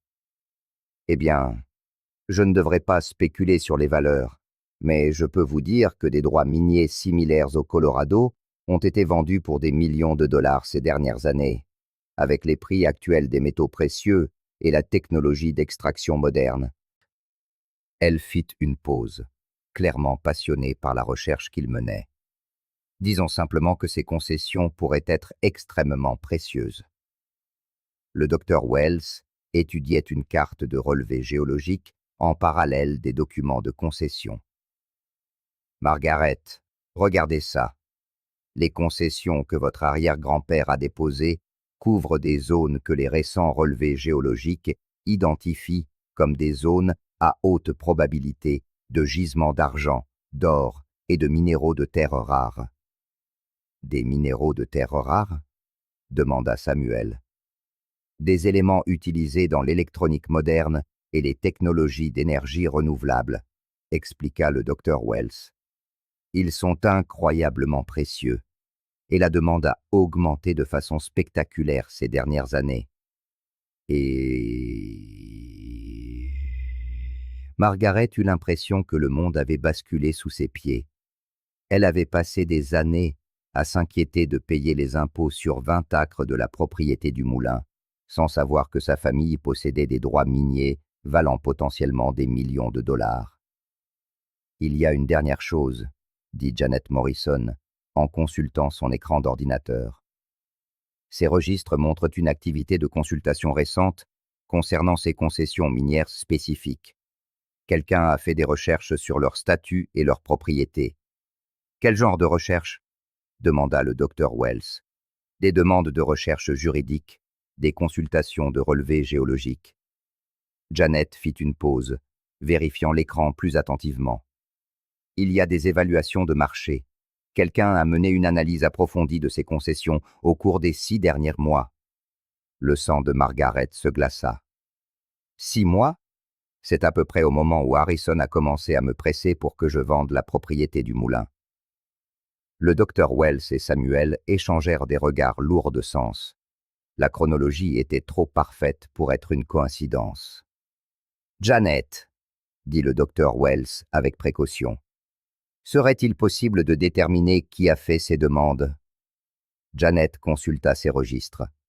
Les demandes provenaient d'un cabinet d'avocats de Denver, Blackwood, Sterling & Associates. Ils agissaient pour le compte d'un client qu'ils n'ont pas identifié.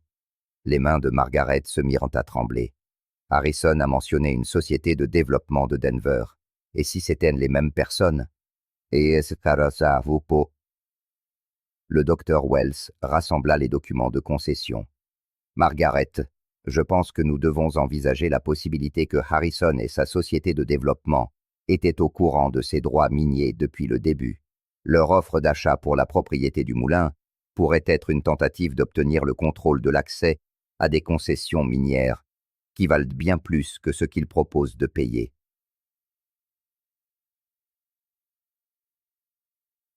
Samuel avait traité en silence tout ce qu'il venait d'apprendre.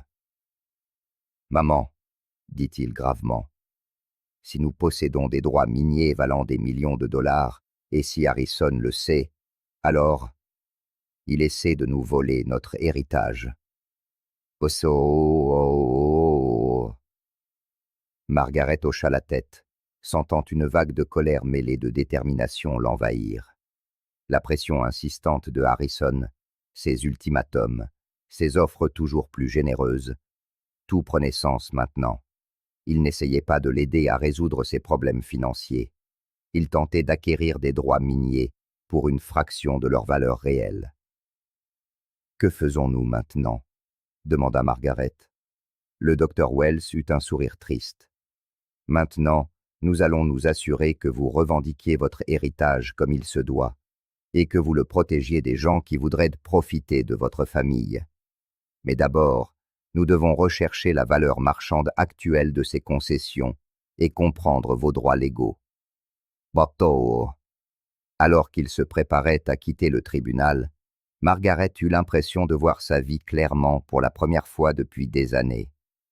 Son arrière-grand-père n'avait pas été seulement un homme prévenant qui économisait de l'argent. Il avait été un visionnaire qui avait assuré l'avenir de sa famille pour des générations. La chasse au trésor, initiée par la découverte d'une lettre cachée par Samuel, avait révélé bien plus que des pièces d'or et d'argent. Elle révélait que la famille Stone possédait des actifs qui pourraient transformer non seulement leur propre vie, mais tout le paysage économique de Pine Ridge Valley. L'ultimatum de Harrison semblait soudain moins menaçant et davantage comme une opportunité. Quand il appellerait pour connaître sa réponse définitive, Margaret serait prête, armée d'informations qui changeraient complètement l'équilibre du pouvoir. Le trajet de retour vers la vallée de Pine Ridge se fit dans un silence contemplatif. L'esprit de Margaret tourbillonnait, songeant aux implications de ce qu'ils avaient découvert au tribunal. Samuel était assis sur le siège passager, organisant soigneusement les documents photocopiés qu'ils avaient obtenus.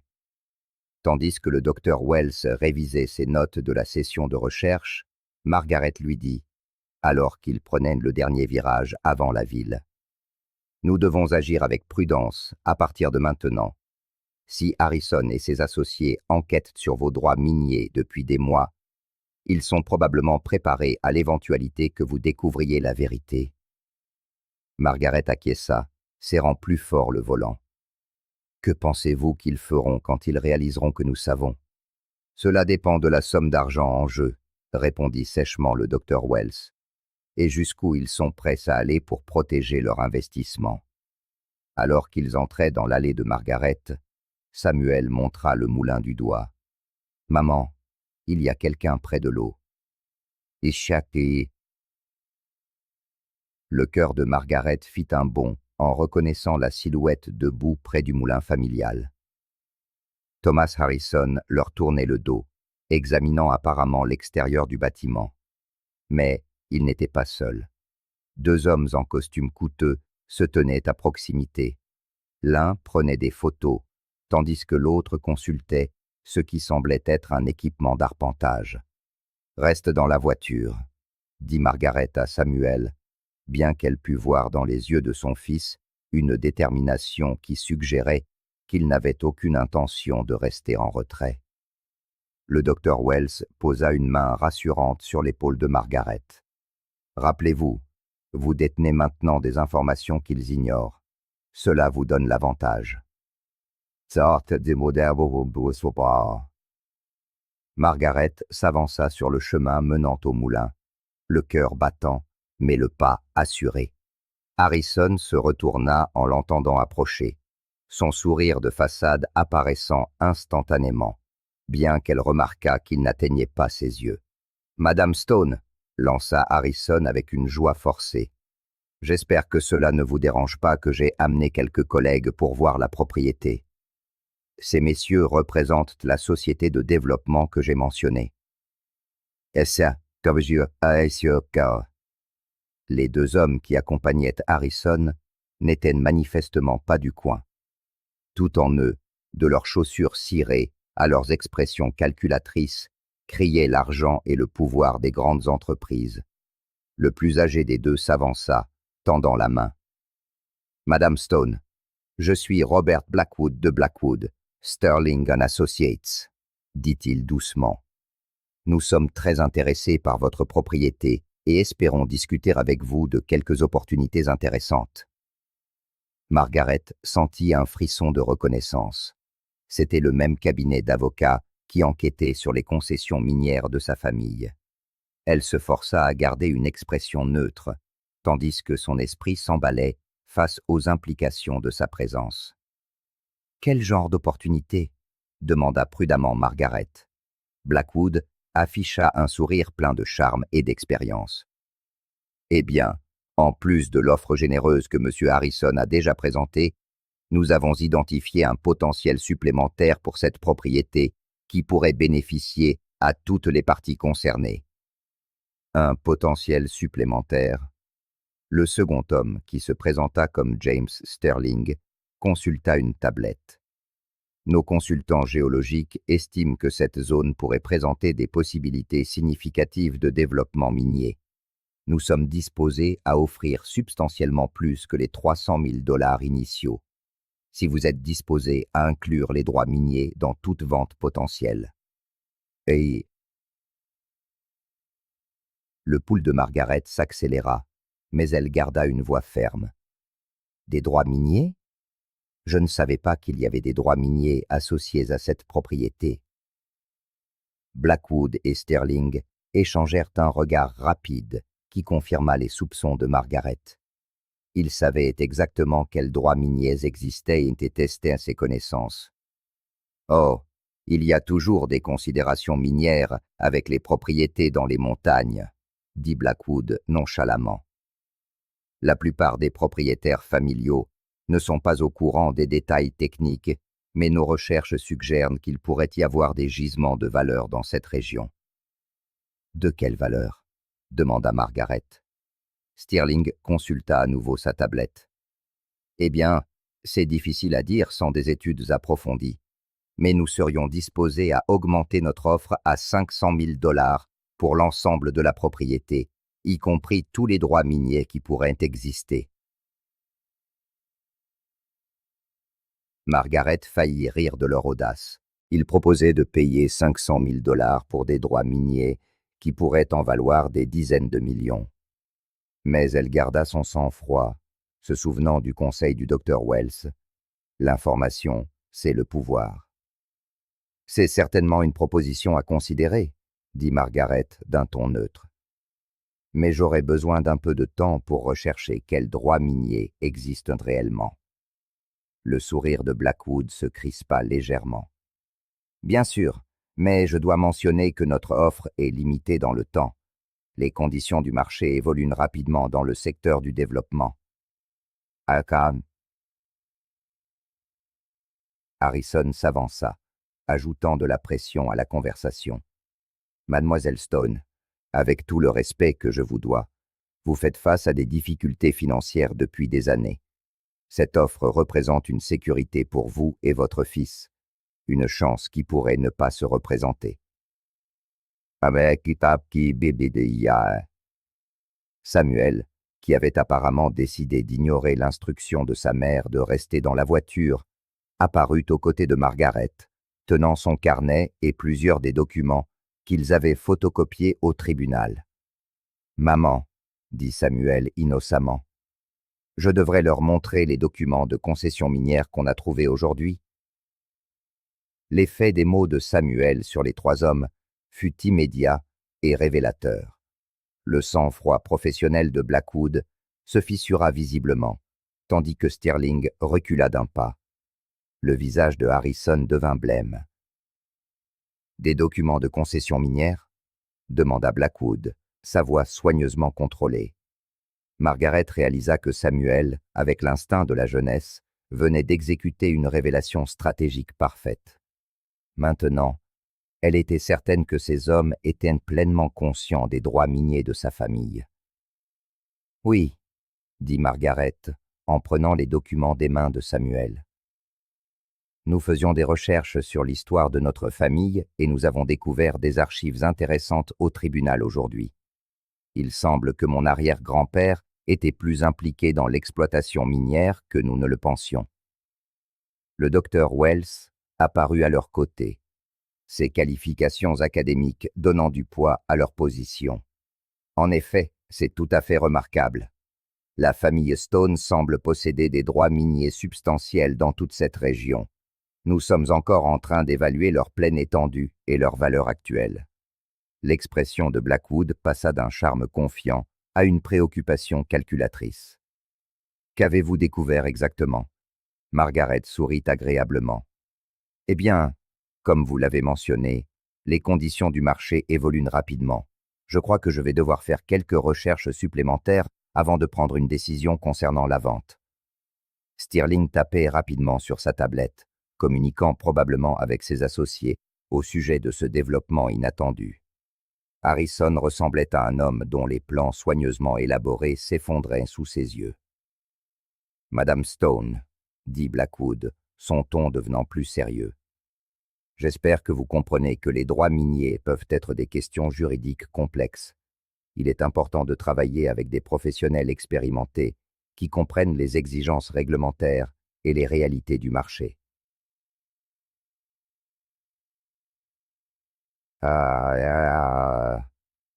Oh, je suis entièrement d'accord, répondit Margaret.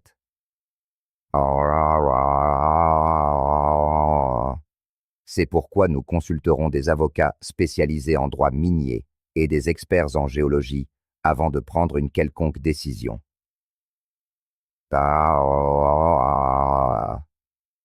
Les trois hommes échangèrent des regards qui trahissaient la nécessité de conversations privées urgentes.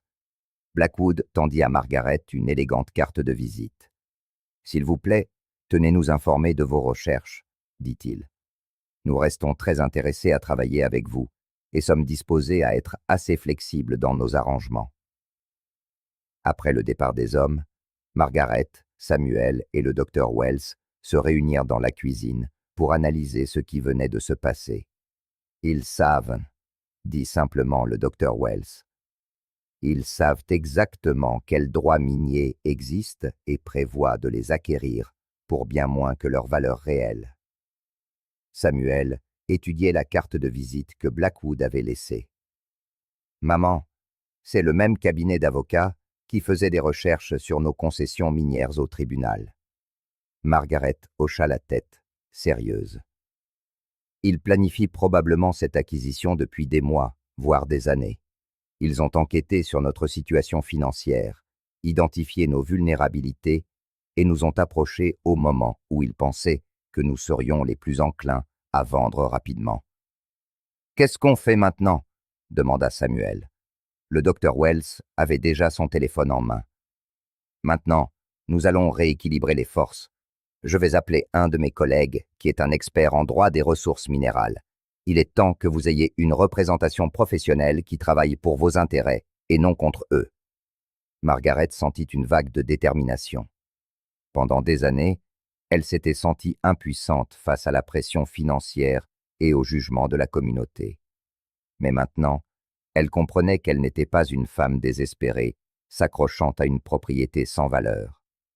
Elle était la propriétaire d'actifs précieux que d'autres tentaient de lui voler. « Il y a une autre chose que nous devons faire, » réalisa Margaret. « Nous devons compléter la carte au trésor de mon arrière-grand-père. Si Blackwood et ses associés sont prêts à offrir 500 000 $ pour des droits qui en valent des millions, qui sait ce qu'ils pourraient être prêts à faire pour nous empêcher de revendiquer notre héritage complet. » Les yeux de Samuel brillèrent de compréhension. La dernière cache. D'après la carte, il devrait y avoir un dernier emplacement. Le docteur Wells leva les yeux de son téléphone, où elle prenait des dispositions. Qu'y a-t-il au dernier emplacement? Margaret consulta la carte au trésor original qu'ils avaient trouvé dans le ruisseau. D'après les notes de grand-père, c'est l'endroit où se trouvent les actes originaux, les documents qui transfèrent officiellement tous les droits miniers à ses descendants. Alan Ambledore, c'est notre priorité, dit fermement le docteur Wells. Nous devons trouver ces documents avant que les gens de Blackwood ne réalisent que nous n'en avons pas encore le contrôle légal total. Margaret regarda par la fenêtre en direction du moulin, dont la silhouette familière représentait désormais non seulement l'héritage de la famille, mais aussi une richesse et un pouvoir considérables. Son arrière-grand-père avait planifié ce moment, anticipant que les générations futures pourraient subir des pressions pour renoncer à leur héritage. Demain, ils trouveraient la dernière cache et réclameraient ce que Jeremiah Stone leur avait légué.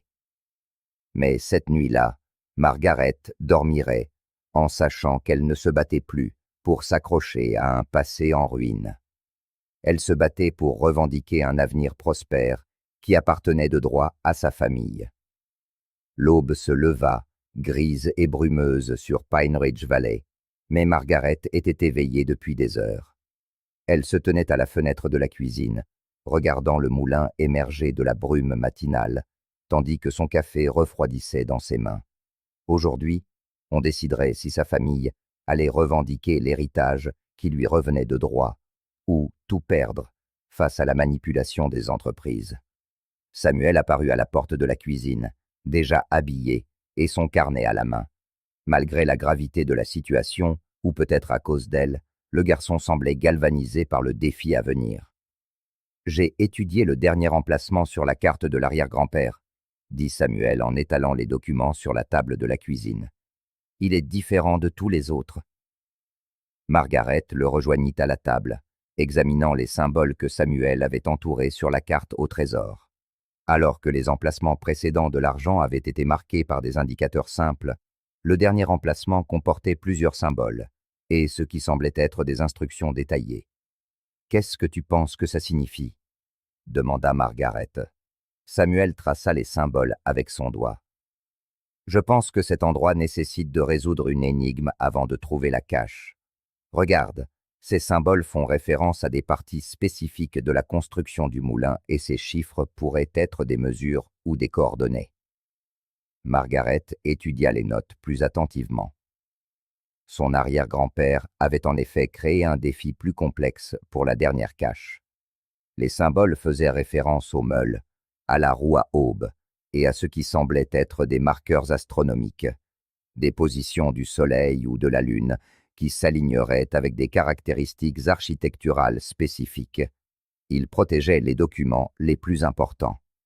Margaret réalisa que les actes originaux qui transféraient officiellement les droits miniers seraient la chose la plus précieuse qu'il avait laissée derrière lui. On frappa à la porte de la cuisine, interrompant leur analyse. Emma se tenait sur le porche, mais elle n'était pas seule. Une femme distinguée, dans la soixantaine, l'accompagnait, portant une mallette et affichant la posture assurée de quelqu'un habitué à traiter des affaires juridiques complexes. « Margaret, » dit Emma en entrant. « Voici l'avocate Sarah Morrison, la sœur de Janet du tribunal. Elle est spécialisée en droit des ressources minérales. » Sarah Morrison avait conduit toute la nuit depuis Denver, après que le docteur Wells l'eut contacté au sujet de la situation de la famille Stone. Sa réputation de protéger les propriétaires terriens de l'exploitation par les entreprises avait fait d'elle l'une des avocates les plus respectées du Colorado en matière de droit minier. « Mademoiselle Stone, » dit l'avocate Morrison en s'asseyant à la table de la cuisine. « Le docteur Wells m'a informé de votre situation. » Et c'est Exanas, j'ai examiné les documents préliminaires, et je dois dire que votre arrière-grand-père a fait preuve d'une méticulosité extrême pour protéger les intérêts de sa famille. Une vague d'espoir submergea Margaret. Pouvons-nous légalement faire valoir nos droits sur les minerais? D'après ce que j'ai vu jusqu'à présent, absolument, lui répondit Morrison. Les concessions minières ont été dûment enregistrées et maintenues, conformément aux exigences fédérales. La structure du fonds fiduciaire est juridiquement solide. Ouais. Mais elle marqua une pause, consultant ses notes. Il nous faut les actes de transfert originaux pour finaliser la procédure. Sans eux, la société de Blackwood pourrait contester votre revendication devant les tribunaux et retarder l'issue de l'affaire pendant des années. Samuel se pencha en avant, plein d'impatience. Nous savons où les documents originaux sont cachés. Il nous suffit de résoudre la dernière énigme de l'arrière-grand-père. Morrison examina la carte au trésor avec un intérêt professionnel. Jeremiah Stone avait manifestement compris l'importance de protéger ces documents. Si les hommes de Blackwood enquêtent sur vos droits depuis des mois, ils ont probablement aussi tenté de localiser ces actes de transfert. Un frisson d'inquiétude parcourut Margaret. Pensez-vous qu'ils aient déjà pu les trouver? C'est possible, admit Morrison. Mais si votre arrière-grand-père était aussi précautionneux que ses autres cachettes le suggèrent, il a probablement conçu l'emplacement final pour qu'il ne soit accessible qu'aux membres de la famille possédant une connaissance spécifique du moulin.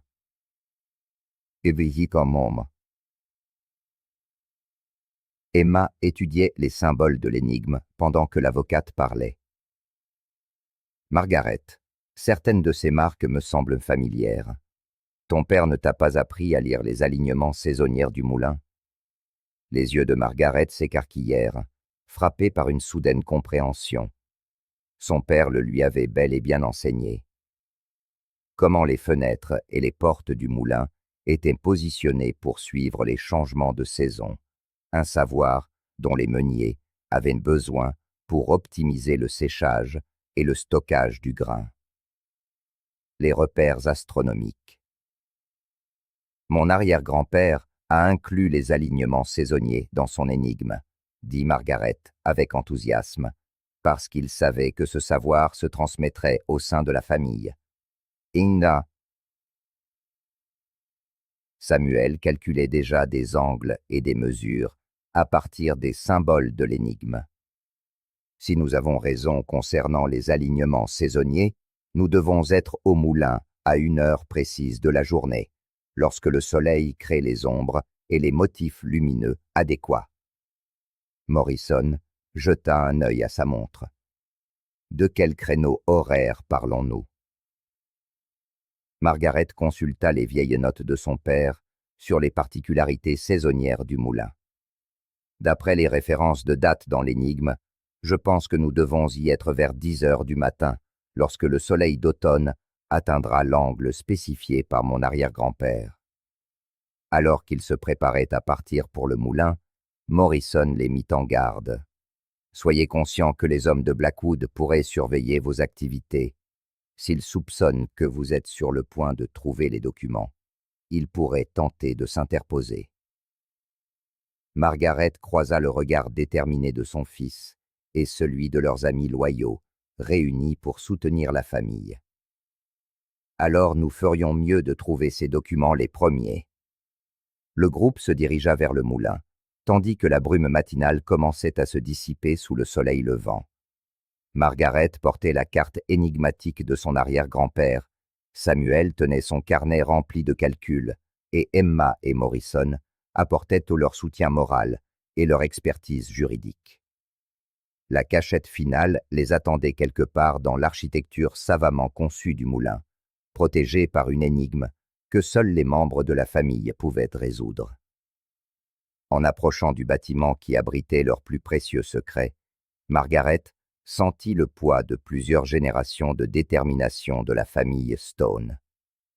Depuis plus de 80 ans, l'intérieur du moulin offrait un spectacle différent sous le soleil matinal qui filtrait par les fenêtres soigneusement positionnées. Margaret se tenait au centre de l'aire de mouture, observant les faisceaux de lumière créer des motifs que son père lui avait appris à lire des décennies plus tôt. Samuel se déplaçait dans l'espace avec son carnet, mesurant des angles et les comparant aux symboles sur la carte de son arrière-grand-père. La lumière frappe la meule orientale exactement là où la carte l'indique, rapporta Samuel. Et si je lis bien ces mesures, nous devons attendre encore 15 minutes pour que le soleil atteigne la position exacte. L'avocate Morrison se tenait près de la porte, à l'affût de tout signe de visiteur indésirable. Emma, quant à elle, examinait les détails de la construction. Le moulin servait à la fois d'installation de mouture pour les agriculteurs locaux et de centre éducatif, où les visiteurs pouvaient découvrir les techniques traditionnelles et l'histoire minière de la région. Samuel sortit de l'intérieur du moulin, les vêtements couverts de farine et le visage rayonnant de satisfaction. À 13 ans, il